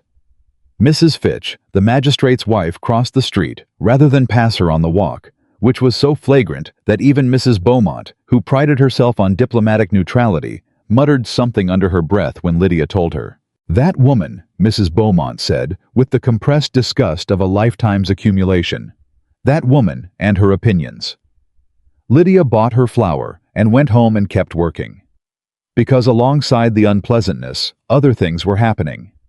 The packages had begun. She could not account for them, not at first. They arrived at the cottage by various routes, once through the post, once left on the doorstep in the early morning, with no note, once delivered by a boy she didn't recognize, who said only that a man at the inn had asked him to bring it, and pressed a coin in his hand that was probably more than the errand warranted. Each package contained a book. Not any book-specific books. Books from her father's catalog. Books she had listed in her 4 pages of small handwriting on the night after the fire. The 3rd Sheridan volume, the one she had noted as particularly important because her father had read it to her aloud in the evenings when she was 12, and she had laughed until her sides ached, and the sound of that laughter was one of the things she was most afraid of losing. A first edition of Wollstonecraft. That was, she realized upon opening it, in better condition than her father's had been. The astronomy text, not the same copy, but the same edition, the same year, with a bookplate inside from a collection in Philadelphia that she recognized from her father's catalog notes. She kept them on the shelf with the survivors. She did not write to Stephen about them because she did not need to. He knew they were arriving because he was sending them, and she understood without discussion that he was doing it quietly, without making it a thing she needed to respond to or feel indebted about. That understanding, the precision of it, the way he had read what she had told him and acted on it exactly, was what undid her a little in the quiet of the evenings. She had told him, "I cannot afford to owe anyone anything." He had said nothing, and then he had proceeded to behave in exact accordance with that, package by package, book by book, without ever making her feel the weight of it or asking for acknowledgement. That was not a small thing. She had not known enough people who could do that to take it for granted. On the 14th day after Garrett had filed the response, Stephen came to the door in the late afternoon, the door directly, which meant it was something that couldn't go through Mrs. Beaumont. She opened it before he knocked twice. "The hearing is set," he said. 2 weeks from Thursday. Garrett is confident. And Harriet? Her attorney filed an objection this morning. Standard delay tactic. Garrett anticipated it. The date holds. She nodded. I didn't move to leave. Something in the way he was standing, present, particular, holding his hat with both hands, told her there was more. What else? He looked at her for a moment. There's something you should know about my business in this county. About why I was here originally before any of this. He paused.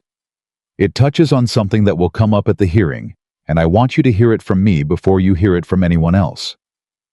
She stepped back from the door. Come in, Mr. Langford. He came in. He sat. He set his hat on the chair. When I said I was investigating estate management in this county, he began, I was truthful, but I was not complete. He looked at her steadily. One of the estates I was engaged to investigate was not a local family's estate. It was a trust, a charitable educational trust that was meant to be administered by a committee of local landowners, and that has been receiving funds for the last several years from a bequest made by a family in Virginia. She watched his face. My family, he said. The room was quiet. The Langford Trust was established by my father 12 years ago.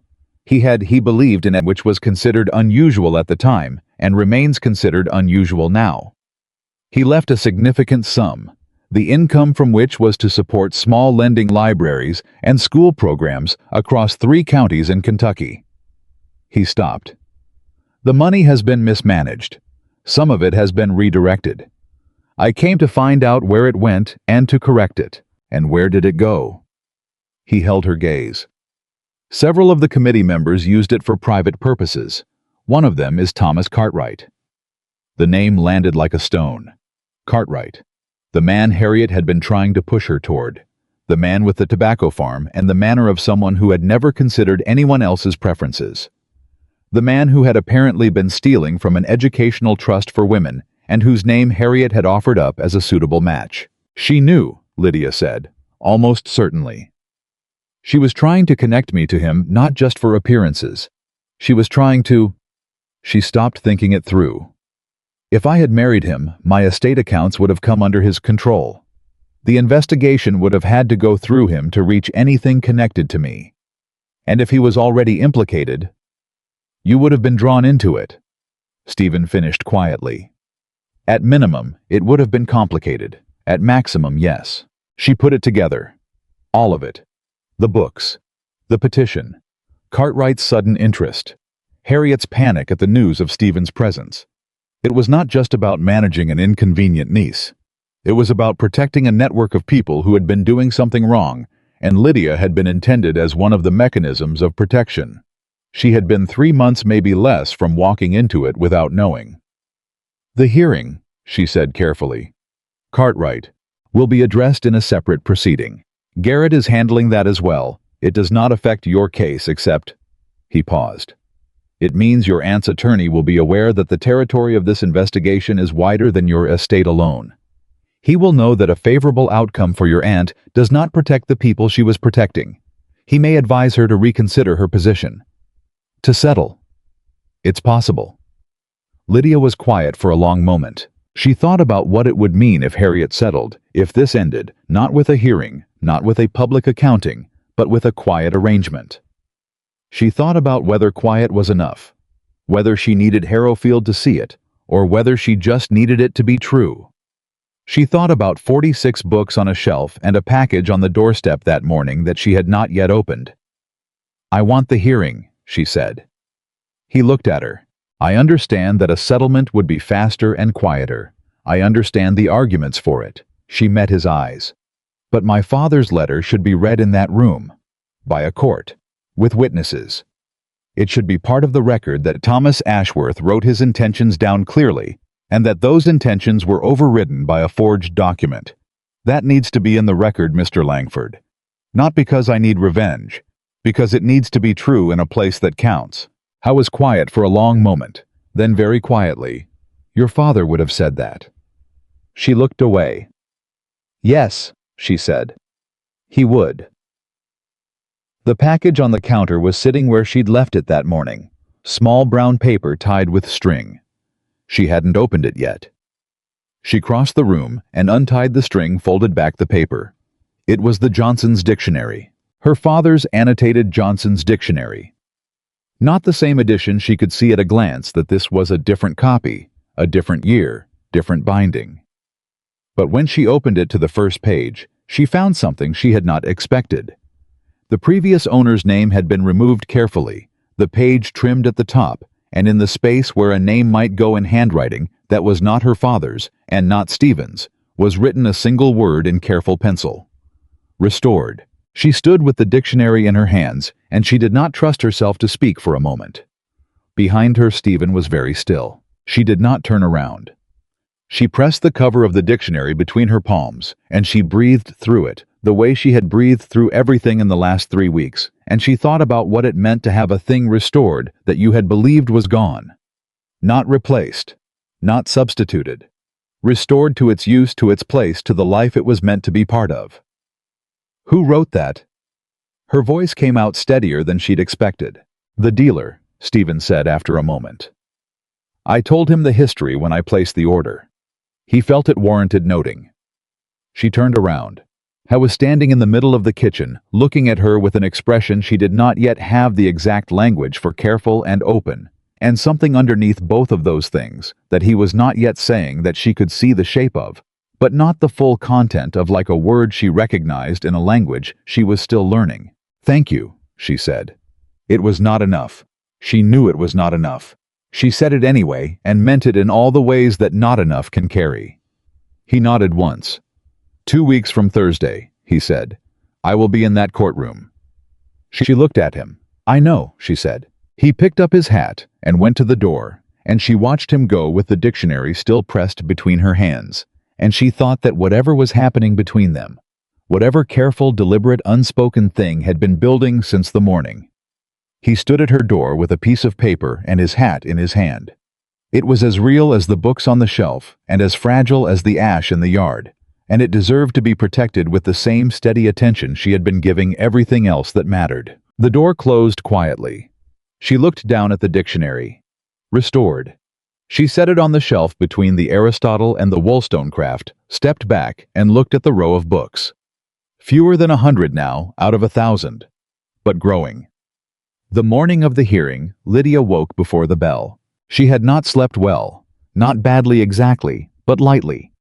The way you sleep when part of your mind refuses to fully let go of what the next day holds. She lay in the dark for a while and listened to the cottage settle around her, the small familiar sounds of wood contracting in the cool air, the creak of the second stair that had always creaked, regardless of how carefully you stepped on it, the particular silence of a house that has held a life long enough to know its rhythms. Her father had slept in this house for 15 years, had walked those stairs, known that creak, had built the shelves that lined the sitting room walls, the shelves that were no longer empty, she reminded herself. Not full, not yet, but no longer empty. She counted the books before she got up. Not physically, she could do it from memory, which was its own kind of restoration. 89 volumes now arranged on the shelves in the order she had rebuilt them, not by her father's system, but by her own. She had chosen to make it hers. That had felt important. She dressed carefully. Not to perform anything, not to make herself seem richer or more imposing than she was. But with the deliberateness of a woman who understands that how you walk into a room tells the room something before you've spoken a word. Dark blue wool, well kept. Her hair pinned correctly. The small brooch her father had given her on her 20th birthday, a book pressed flat in silver, which she had always loved for its specificity. He had found it at a shop in Louisville and brought it home wrapped in his handkerchief and presented it to her with the solemnity he gave to things that mattered. She pinned it on and went downstairs. Garrett had told her to arrive at 9. She arrived at 8:30. The county courthouse in Harrowfield was a modest building, which was to say, it was the largest building in town, which did not make it large. The main room served as both meeting hall and courtroom, and occasionally as the location for the annual harvest celebration, which Lydia had always found a slightly bewildering overlap of functions. Judge Morris sat at the front. He was a man of 65 who had been on that bench for 20 years and who Lydia had heard described by people who'd stood before him as a man who was neither corrupt nor kind, but was genuinely interested in the facts. Under the circumstances, that was enough.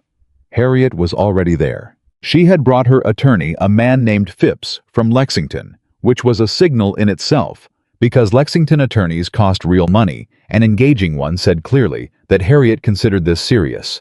She had also brought Edward silent and uncomfortable in his good coat, and Mrs. Fitch's husband, the magistrate, who was present in his private capacity as a character witness, which Garrett had anticipated and prepared for.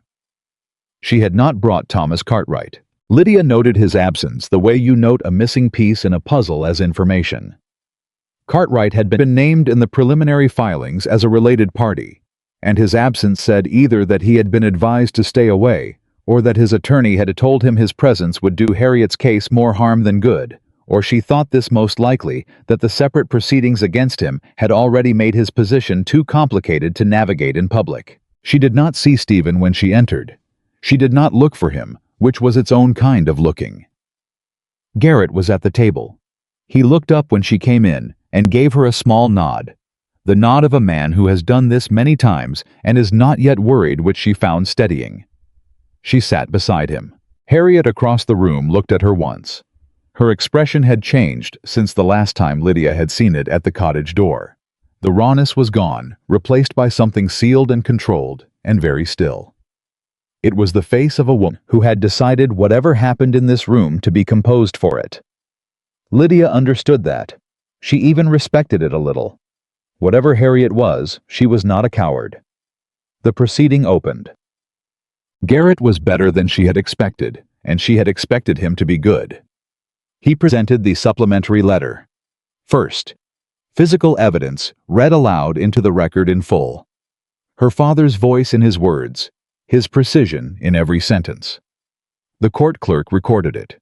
Judge Morris read it with his reading spectacles on and his expression giving nothing away. Then Garrett presented the document Harriet had filed. He did not call it a forgery. He presented both documents side by side and let the dates, the witnesses, and the language do the work. He called Dr. Calhoun, who had come from his house 3 streets over, and who sat in the witness chair with the unruffled dignity of a man who has spent 40 years telling the truth about difficult things and knows how to do it. Dr. Calhoun confirmed the date of the supplementary letter, confirmed his witness signature, confirmed that Thomas Ashworth had been in full possession of his faculties when he signed it, confirmed in his measured way that he had been present when Thomas Ashworth specifically expressed his wishes regarding his daughter's independence and the limits of his sister's authority. Phipps cross-examined. He was skilled, asked questions designed to introduce uncertainty about Thomas Ashworth's state of mind, about the timing, about whether Calhoun's memory after 3 years could be relied upon. Dr. Calhoun looked at Phipps with the patience of a man who has watched other men underestimate him many times before. "I am a physician," he said quietly. "I have spent 40 years observing human beings and recording what I observe accurately. My memory of that afternoon is precise, because Thomas Ashworth was precise, and because the clarity of his wishes made an impression on me that I did not expect to need to testify about, but am not remotely surprised to find myself testifying about."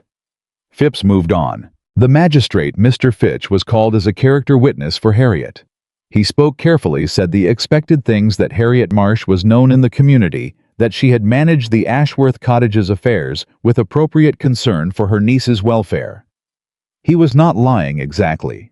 He was performing the social loyalty that men of his position owed to women of Harriet's position, and he was doing it in the particular way that tries to be true while also being helpful, which meant it was neither fully. Garrett let him finish. Then he asked one question.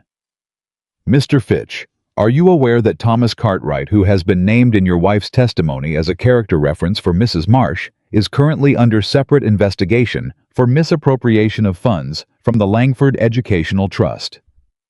The room changed. Not loudly.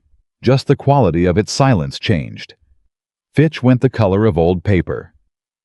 I am aware that there have been some questions." "Thank you," Garrett said. "No further questions."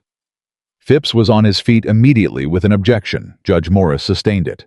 The Cartwright matter was not before this court, strictly speaking, but the information was in the room now, which was the only place Garrett had needed it to be. Lydia did not look at Harriet. She looked at the judge. Judge Morris was making a note. Her own testimony came mid-morning. She had known it would. She had prepared for it. She had gone on over it with Garrett 3 times, and he had told her answer.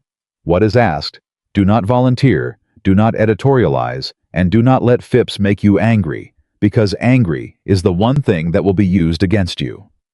She sat in the witness chair, and she thought about her father. She thought about him sitting across from her at the kitchen table when she was 16, teaching her how to construct an argument, how to identify the strongest version of the opposing position, and address it head-on rather than talking around it.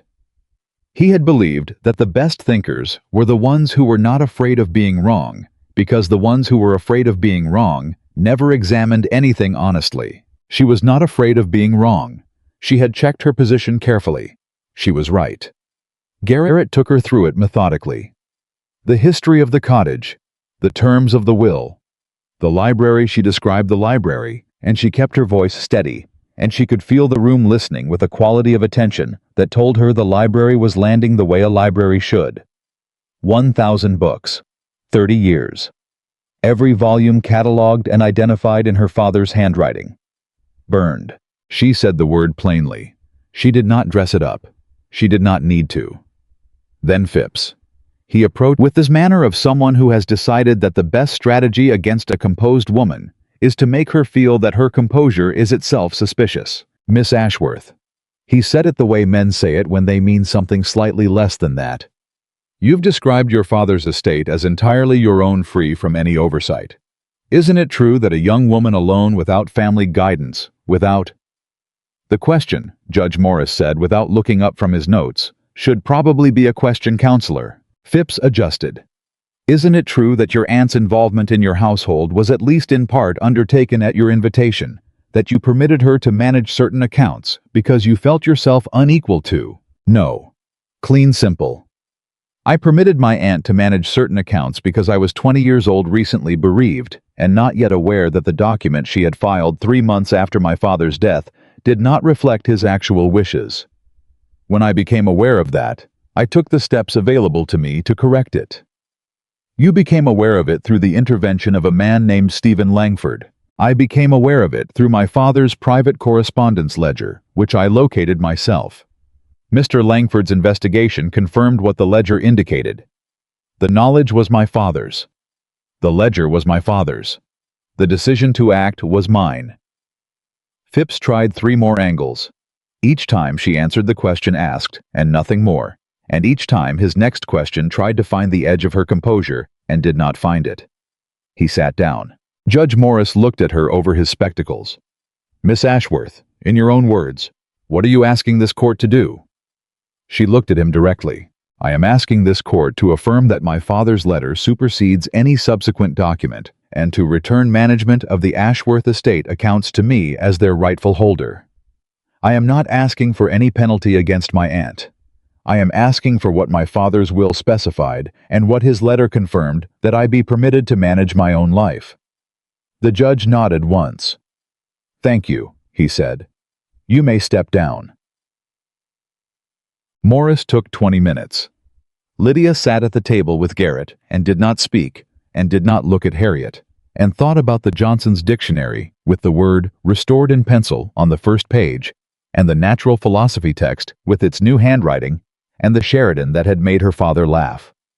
She thought about 89 books on a shelf that had been empty. She thought about a man at a tree line who had watched her face down something cruel and had said simply that she didn't need him to intervene. She thought about what it meant to be known. Not managed, not guided, not directed. Known. Morris came back. He sat. He arranged his papers. He looked at the room over his spectacles in the way of a man who has made his decision and is not going to be theatrical about it. "In the matter of the Ashworth estate," he said, "this court finds that the supplementary letter dated March 14, 1817, signed by Thomas Ashworth, and witnessed by Dr. Hector Calhoun and Mr. Horace Webb, constitutes a valid and legally binding expression of the decedent's intentions regarding the management of his estate." Lydia was very still. This court further finds that the document filed by Mrs. Harriet Marsh in June of 1817 purporting to grant her oversight authority over the Ashworth estate accounts is inconsistent with the terms of the decedent's will and the supplementary letter, and is therefore without legal effect. Harriet made a sound, not a word, just a sound very small and quickly controlled. "Management of all accounts associated with the Ashworth estate is hereby returned to Miss Lydia Ashworth as sole administrator. Mrs. Marsh's oversight authority is revoked effective immediately." He set his papers down. Regarding the petition for guardianship filed by Mrs. Marsh, this court finds no evidence of the instability or susceptibility alleged therein and denies the petition. He took his spectacles off. Court is adjourned. The room moved. Garrett turned to her immediately, saying something. She heard the words, but not their meaning, because the meaning was secondary to the fact of them, to the fact that she was sitting in the Harrowfield courthouse on a Thursday morning in October, and the court had said out loud into the record that she was right and her father was right, and it was over. She pressed both hands flat on the table. She breathed. Across the room, Harriet was speaking to Phipps in a low, urgent tone.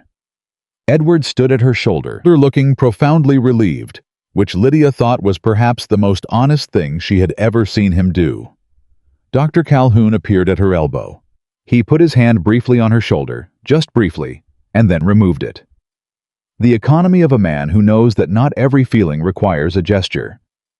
"Your father," he said quietly, "was right about you." She looked up at him. "What did he say?" Calhoun's expression shifted into something warm. "He said you had what he called a steady eye, that you would know what to do when the time came if no one muddied the water first." He paused. He worried that someone would muddy the water. "Someone tried?" she said. "Yes, and here you are." He patted her shoulder once more and went to speak to Garrett. Lydia stood. She straightened her coat, touched the silver brooch at her collar, the small pressed book, its spine worn from years of being touched, and turned toward the door. Stephen was standing at the back of the room. He had been there the whole time, she understood. Somewhere behind her in the back rows, present and silent, and taking no part in the proceedings except to be there. She had not seen him come in. She had not needed to see him. She had known with the particular knowing that she was still trying to learn the shape of that he was there. He was looking at her. She crossed the room. When she reached him, he said nothing, which was exactly right. She said nothing either for a moment, and that was right too. "It's done," she said. "Yes."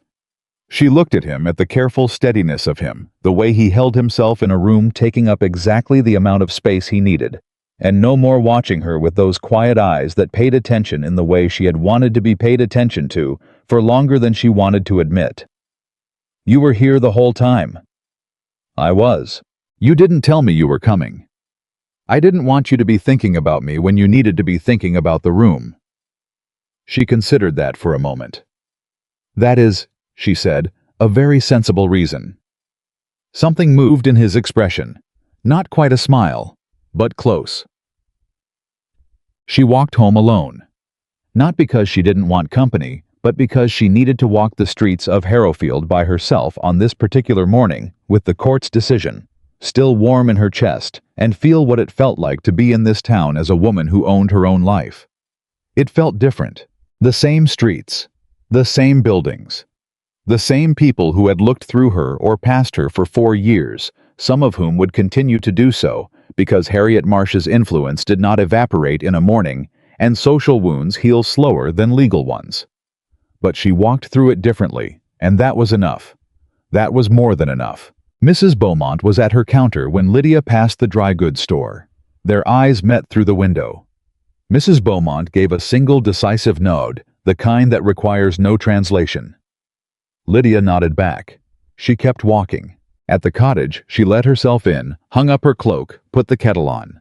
She stood at the kitchen window and looked at the yard where the ash had been, where the wind had scattered it weeks ago, where the ground had been rained on twice since then and was just ground now. Just dirt. Not a monument to anything. She looked at her shelves. 89 books. She had the accounts now. She had her father's money, modest but real enough. She could begin to rebuild in earnest. Not desperately, not scrambling, but deliberately. The way her father had done it.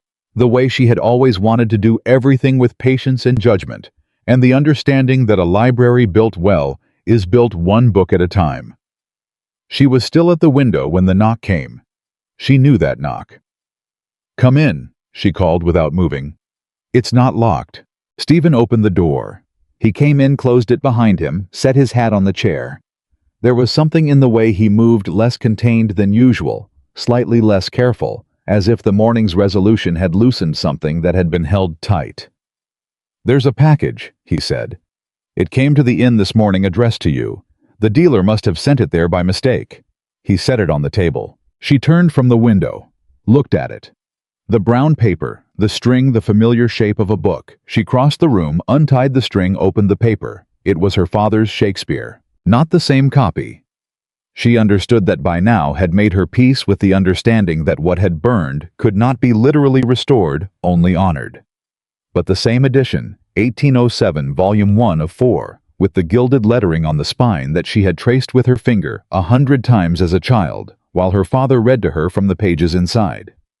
She opened it. No name on the first page. The space was blank. She stood with it for a moment, and she understood what was being offered. Not a replacement, not a consolation. A beginning, a blank first page, waiting for whoever this copy belonged to now. She set it on the counter. She went to the small desk in the corner and got her pen and ink. She wrote on the first page in her careful hand, Lydia Ashworth, Harrowfield, Kentucky, October 1819. She let the ink dry. She closed the cover. She turned around. Stephen was watching her with the expression she had not yet fully named, careful and open, and underneath both of those things, something that was not uncertain, but was not yet spoken. A thing waiting for the right conditions. "There are 3 more volumes," he said quietly. "They should arrive by the end of the month." She set the Shakespeare on the shelf in the space she had been leaving for it without entirely admitting to herself that she was leaving it. Then she looked at him. "Sit down, Mr. Langford." The kettle was coming up.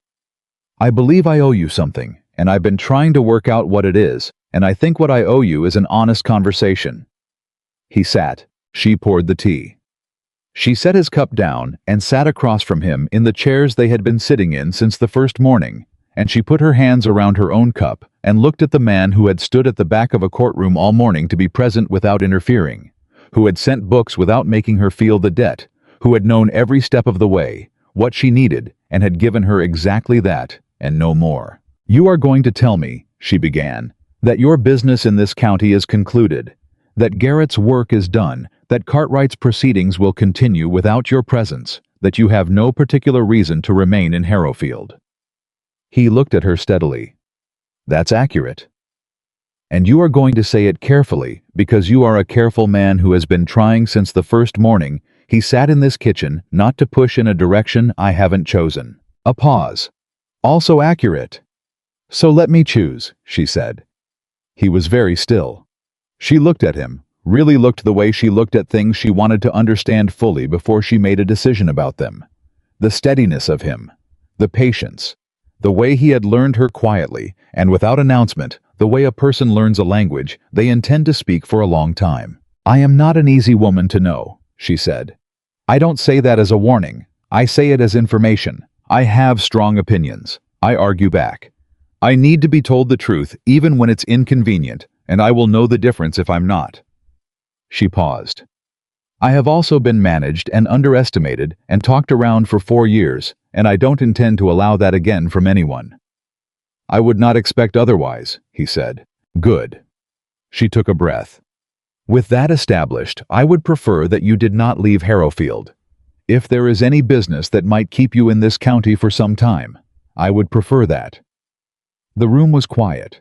Then quietly, "There is a trust to administer. The Langford Trust. It has been mismanaged. It needs someone to oversee its reconstruction. That work is not quick." "No," she agreed. "I imagine it isn't. It could take—" He paused with the slight careful quality of a man choosing words like he chooses his steps with full awareness of where they land. "Quite some time." She looked at him over the rim of her cup. "There is a cottage in Harrowfield," she said, "with a growing library and a woman who keeps very early mornings and has strong opinions about natural philosophy, and who has recently come into the management of her own accounts and intends to use them well." She set her cup down. "If a man needed a reason to be in a particular town, I think that town might have something to recommend it." Stephen Langford looked at Lydia Ashworth across the kitchen table. He looked at her. The way he had looked at her from the tree line on the morning everything was burning steady and clear, and with the particular attention of a man who has recognized something he intends to keep recognizing. "I reckon it might," he said. Outside, the October light was coming in through the window clean and cold, and full of what came next. The shelf held 89 books. The accounts were hers. The court's decision was in the record permanent and true. The kettle was warm. The first page of the Shakespeare was dry. And for the first time in longer than she wanted to count, the morning felt like something she had chosen rather than survived. The 3 remaining Shakespeare volumes arrived on a Friday. Lydia was at her desk when the Beaumont boy knocked the same 9-year-old who had run the warning note 3 weeks before, who had apparently decided that delivering things to Miss Ashworth was a worthwhile occupation.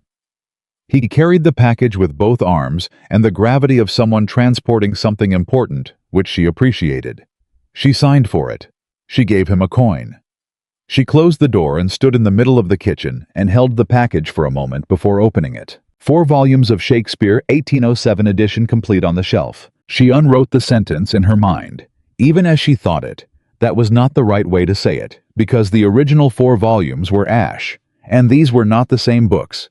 And she had made her peace with that distinction over the course of the last month in the same way she had made peace with other necessary distinctions, between what was gone and what was restored, between what could be recovered and what had to be rebuilt, between grief and getting on with it.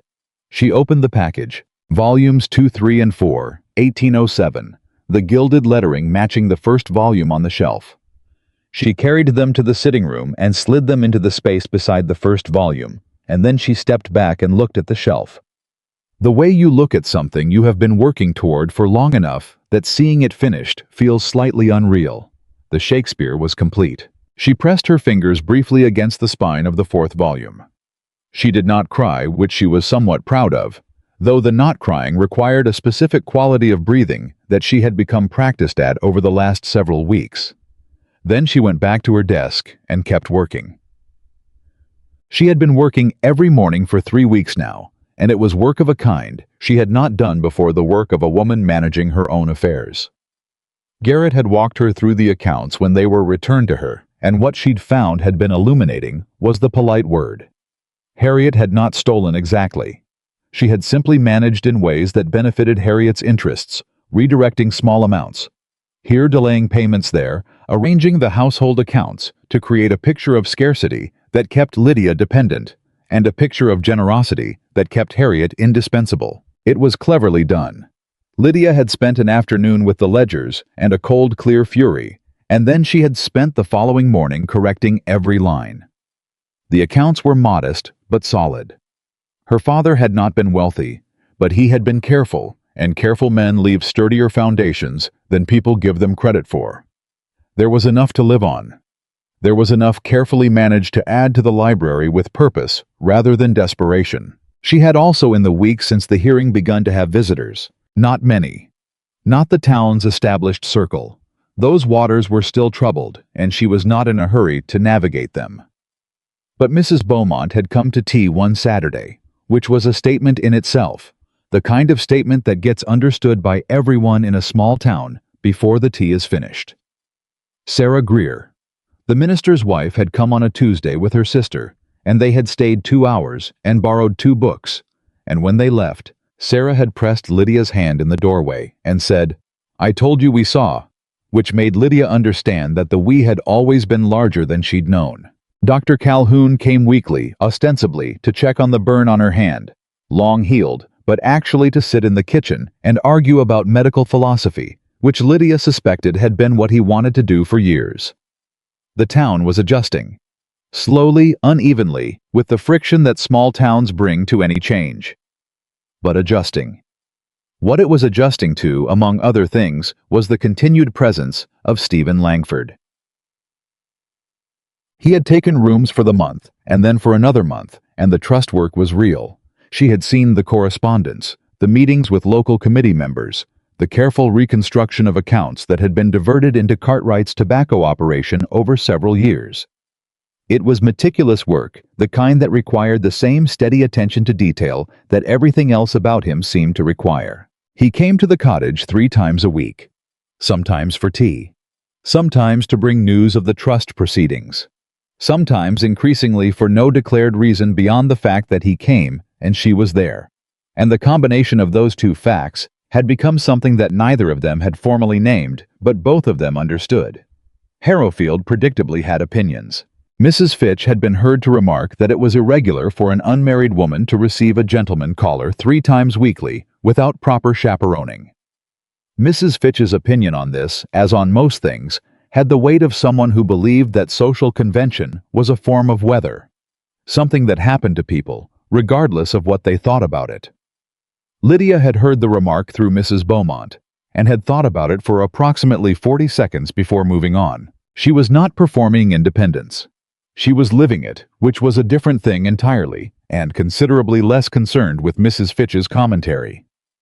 What she was concerned with, what occupied the quiet part of her thinking in the evenings, the part that ran underneath the practical work of accounts and book orders and correspondence, was the question of what she was doing with Stephen Langford.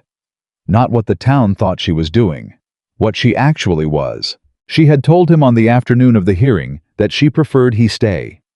She had meant it. She had meant it so completely that the saying of it had felt like putting something down that she'd been carrying at an angle for too long. But meaning something and knowing what to do with it were different categories of work, and she was still learning the terrain. The letter from Harriet came on a Wednesday. Not a visit, a letter, which was itself a change. Harriet had not come to the cottage since the evening after the hearing, when she had appeared at the door with Edward in tow, and stood on the step for a long moment without speaking, and then said very quietly, "Your father was right to trust you. and left before Lydia could determine what to do with that. The letter was 3 pages in Harriet's precise hand. Lydia read it at the kitchen table with her tea going cold beside her. It was not an apology. She had not expected one, and she thought she would have trusted it less if it had been. It was something more complicated than an apology, a kind of accounting the way a precise person accounts for things when they can no longer avoid the reckoning. Harriet wrote about fear. Not in those words. Harriet did not use words like fear in reference to herself, but in the language of a woman describing why she had done what she'd done, and underneath the justifications, under the careful management of self-presentation, was a woman who had been frightened of what an unmarried niece alone in a cottage would come to, and who had been unable to imagine any solution beyond the ones she could control. She had been wrong about everything. She had not written those words either. But they were in the letter, the way a thing can be present without being stated, the way a missing word makes its absence felt. Lydia read it twice. Then she set it on the table and sat with it for a while. She thought about what it cost a woman like Harriet to write 3 pages that were not triumphant. She thought about her father, who had never stopped loving his sister, despite what he'd understood about her, and had written the supplementary letter with full knowledge that it would be necessary and full sorrow that it was. She thought about the difference between forgiving and forgetting, and the difference between both of those and moving forward. She wrote back that afternoon, 1 page in her own precise hand. She did not forgive in the letter. That was too large a word for what she was capable of right now, and she had decided not to use words larger than what she meant. But she wrote that she had read Harriet's letter carefully, and that she understood more than she perhaps wished to, and that she intended to manage her own life from this point forward, and had no desire to manage Harriet's alongside it. She sealed it. She sent it. She did not feel relieved exactly. She felt finished with something which was different. It was Stephen who told her about Cartwright. He came on Thursday with the news that Cartwright had agreed to a settlement, had repaid the misappropriated trust funds in full, with interest in exchange for a private resolution rather than a public proceeding. The attorneys had negotiated it over 2 weeks. It was done. Lydia received this information with the same steady attention she had been giving everything lately, taking it in, understanding it, filing it in the correct place. He walked away clean, she said. Cleaner than he deserved. Stephen's jaw had that slight tightness she'd learned to read. But the money is recovered, the trust is whole, and Cartwright is known now to the people who make decisions about him. That tends to have its own consequences over time. Does it? In my experience, yes. Men like Cartwright, they rely on people not knowing. Once people know, the thing they rely on is gone. He paused. He won't be suggesting marriage to anyone with an estate attached, not in this county, for a very long time. She almost smiled. That is a specific form of justice. It's the form available. She looked at him across the table. There was something in the air between them today that had been building. She had felt it coming. The way you feel, weather coming, a change in pressure that tells you something is about to shift. He was holding himself with a quality of intention that she recognized because she had seen it every time he had been about to say something that mattered. She waited. I need to tell you something, he said. All right. He looked at his hands, then back at her. The trust work here it's nearly complete. Another 2 weeks, perhaps 3. After that, there's no remaining professional reason for me to be in Harrowfield. She kept her face still. I see. I'm not saying that as a prelude to leaving. He looked at her directly. I'm saying it because I told you at the beginning that I would be honest with you about my business here, and my business is nearly concluded, and I don't want you to hear that information from anyone else, or arrive at it indirectly, when I could simply tell you directly. I appreciate that.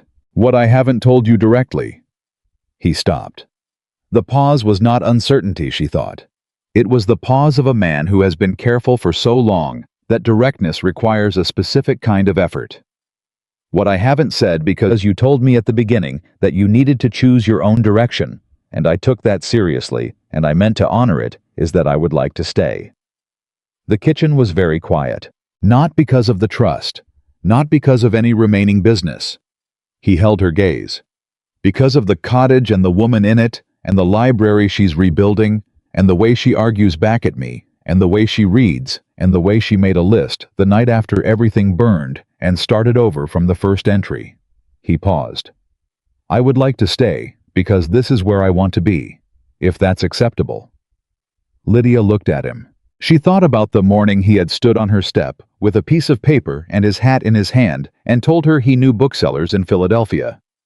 She thought about the notes through Mrs. Beaumont's counter, and the packages wrapped in brown paper, and the single word penciled on the first page of the Johnson's dictionary.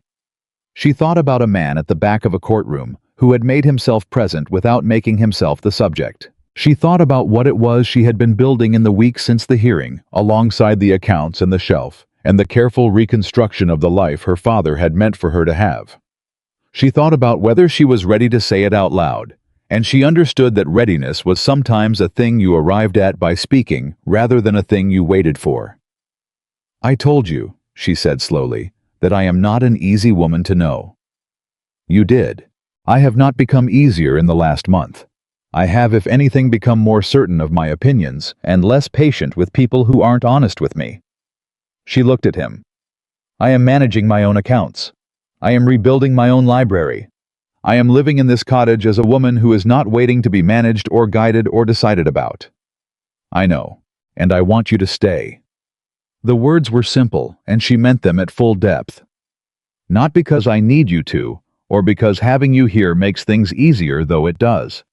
Because I want the person in this kitchen in the mornings to be you. Because I have been known by you, Mr. Langford, and that is not something that happens often, and I am not prepared to treat it as if it isn't what it is. He was very still. I would also, she said with the specific care of someone who has thought this through, prefer if we dispensed with Mr. Langford. We are somewhat past that. Something happened in his expression, the thing she had been watching for, and not quite seeing the thing behind the carefulness that carefulness had been containing. It was not a smile exactly. It was something older and quieter than a smile. Something that had been there a long time and was only now being allowed to show. Stephen, he said. Stephen, she repeated. Yes. What followed was not a single large moment. It was a series of small ones, which was Lydia thought exactly right. Large moments were for people who needed drama to make things feel real. She had had enough drama for several lifetimes. What she wanted, what she was choosing, was the accumulation of small true things. He came in the mornings and they had tea. He read at the other end of the table while she worked through the accounts, and the silence between them was the kind that builds over time between people who have stopped needing to fill it. He argued with her about Aristotle, which she had expected, and about Johnson's dictionary, which she had not, and she found that arguing with him was one of the more satisfying things she'd done in recent memory, because he argued back fairly and changed his mind when she was right and held his position when he was. He helped her build a fourth shelf. This was more domestic than it sounds.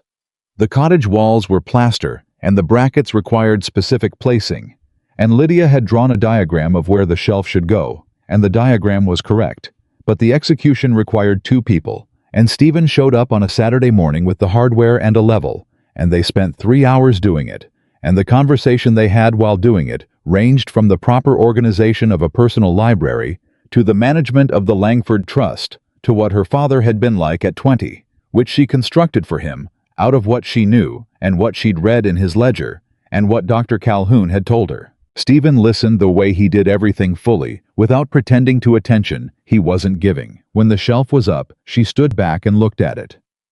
He would have liked you, she said. He looked at the shelf, then at her. What makes you say that? He liked people who were honest about what they knew and honest about what they didn't. He had no patience for pretension and no interest in being deferred to. She paused. You remind me of him in small ways. Not large ones, you're quite different actually, but the small ones. He was quiet for a moment. That is, he said carefully, the best thing anyone has said to me in a very long time. She looked at him. He was looking at the shelf with an expression that was not quite steady, and she thought about what it was like to be given something unexpected, to reach for a ledger and find a letter, to open a package and find the right word on the first page. She put her hand briefly on his arm. He covered it with his. They stood like that for a moment, looking at the empty shelf that was about to be filled. The town adjusted further in November. Harriet Marsh had withdrawn from her primary social role, not entirely, not permanently, but the season's dinner circuit saw her absent from two events she had chaired for a decade, and the women who had orbited her found themselves recalibrating. Some of them, the ones Lydia had always suspected, were following Harriet out of proximity, rather than genuine allegiance, quietly reoriented. Mrs. Alderman nodded to Lydia in the street, with the small definitive nod of a woman formally updating her social register. Mrs. Fitch continued to have opinions, which Lydia continued not to manage her social life around. The Langford Trust was officially reconstituted in the first week of November, with a new committee of 4 members, none of whom were Thomas Cartwright. The Trust's original purpose, supporting lending libraries and educational programs for women, was reaffirmed in the reconstitution documents, and the first act of the new committee was to direct funds toward 3 small towns in the county that had been approved in the original charter and then defunded during the years of mismanagement. Lydia read the committee minutes that Stephen brought home one evening and sat with them for a long time. "There's a lending library component," she said. "There is. Supervised by local administrators." She looked at the document. "Each location is meant to have someone who understands books well enough to select and manage a collection." "That's the intent, yes." She looked at him. He looked back with the particular expression of a man who knows exactly what he's doing and is waiting to see how it lands. "You arranged this," she said. "The committee arranged it. I may have made a suggestion about the structure."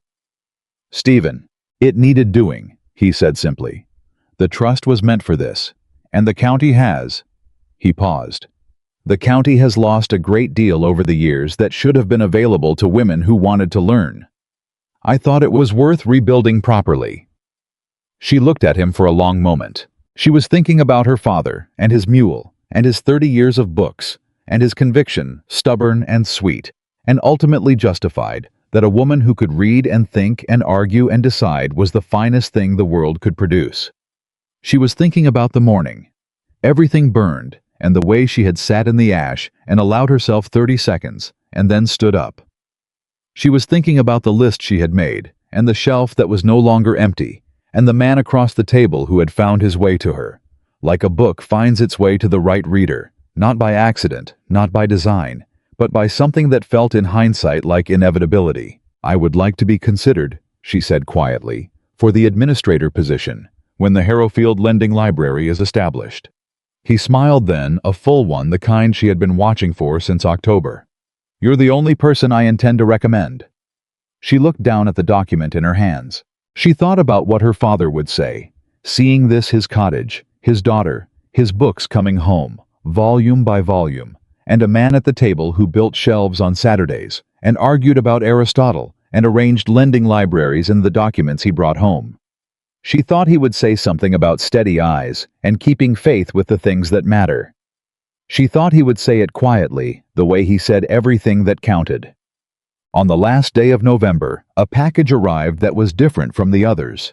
It was larger, the size of a ledger, wrapped not in brown paper, but in cloth tied with actual cord rather than string. There was no note. The boy who brought it said only that it had come on the morning coach from Louisville. Lydia opened it at the kitchen table.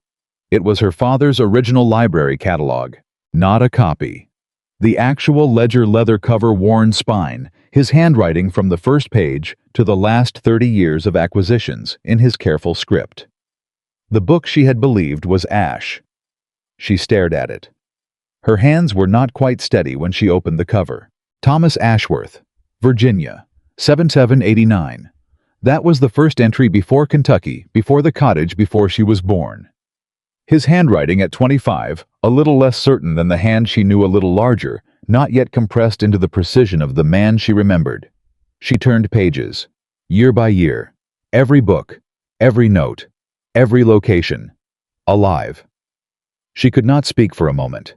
When Stephen came in, she had not heard him knock, had not heard the door. He stopped when he saw her face. Where did this come from? Her voice was barely above a whisper. He crossed the room. He looked at the ledger in her hands. "Garrett," he said quietly. "He found it." When your aunt cleared the library, she didn't burn everything. Some things were removed before the fire. Garrett's investigation turned up a storage arrangement at the Marsh house. He paused. The ledger was there, along with several other documents your father had kept. She looked at him. How long have you known? 2 weeks. I wanted Garrett to confirm it was legally recoverable before I told you. I didn't want to. You didn't want to muddy the water, she said softly. He held her gaze. No. She looked back at the ledger. She pressed her palm against the open page. Her father's handwriting under her hand, real and present, and here, as if he'd just stepped out of the room and would be back directly. As if all of it, the fire, the months of fighting the ash in the yard, had been a parenthesis in a longer sentence that was still being written. I need a moment, she said. He stepped back, gave her the room. Because that was what he did. He understood the difference between presence and pressure, between being with someone and crowding them, and he had always from the first morning known exactly where that line was. She sat with the ledger and her father's handwriting, and the whole weight of what it meant to have this back, and she let herself feel it fully, which was the thing she had been teaching herself to do since October. Feel the things fully instead of managing them at arm's length, because a life lived at arm's length is not a life that's actually being lived. She felt it, all of it. And when she was ready, she looked up. Stephen was at the window giving her the quiet she'd needed, and he turned when he heard her move, and she crossed the room, and she put the ledger in his hands so he could see it, really see it, the pages, the handwriting, the 30 years in ink, and she watched him look at it with the gravity it deserved. 1,000 books, she said.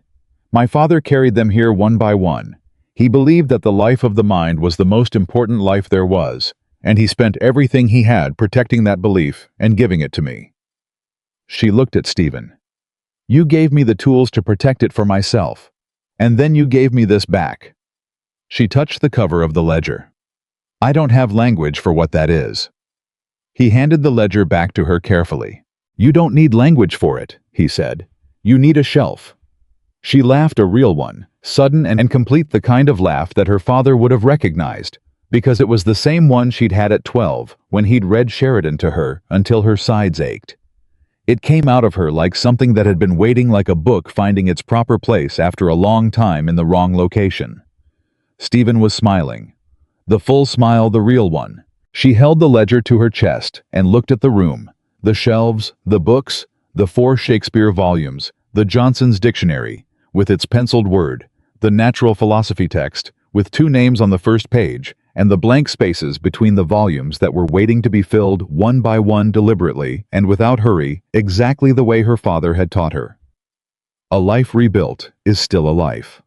A library restored is still a library. And a woman who knows what she is worth, who has stood in the ash and written the list and fought for every volume and learned the difference between being helped and being managed, and between being loved and being owned. That woman is not diminished by what she has survived. She is precisely, exactly, irreversibly herself. Lydia Ashworth stood in her cottage in Harrowfield, Kentucky, in the last days of November 1819, with her father's catalog in her arms and her own name written in every book on the shelf. And she was free, not as an abstraction, not as a hope, but as a fact recorded in the county ledger and carved into the daily shape of her life. That was the whole of it. That was enough.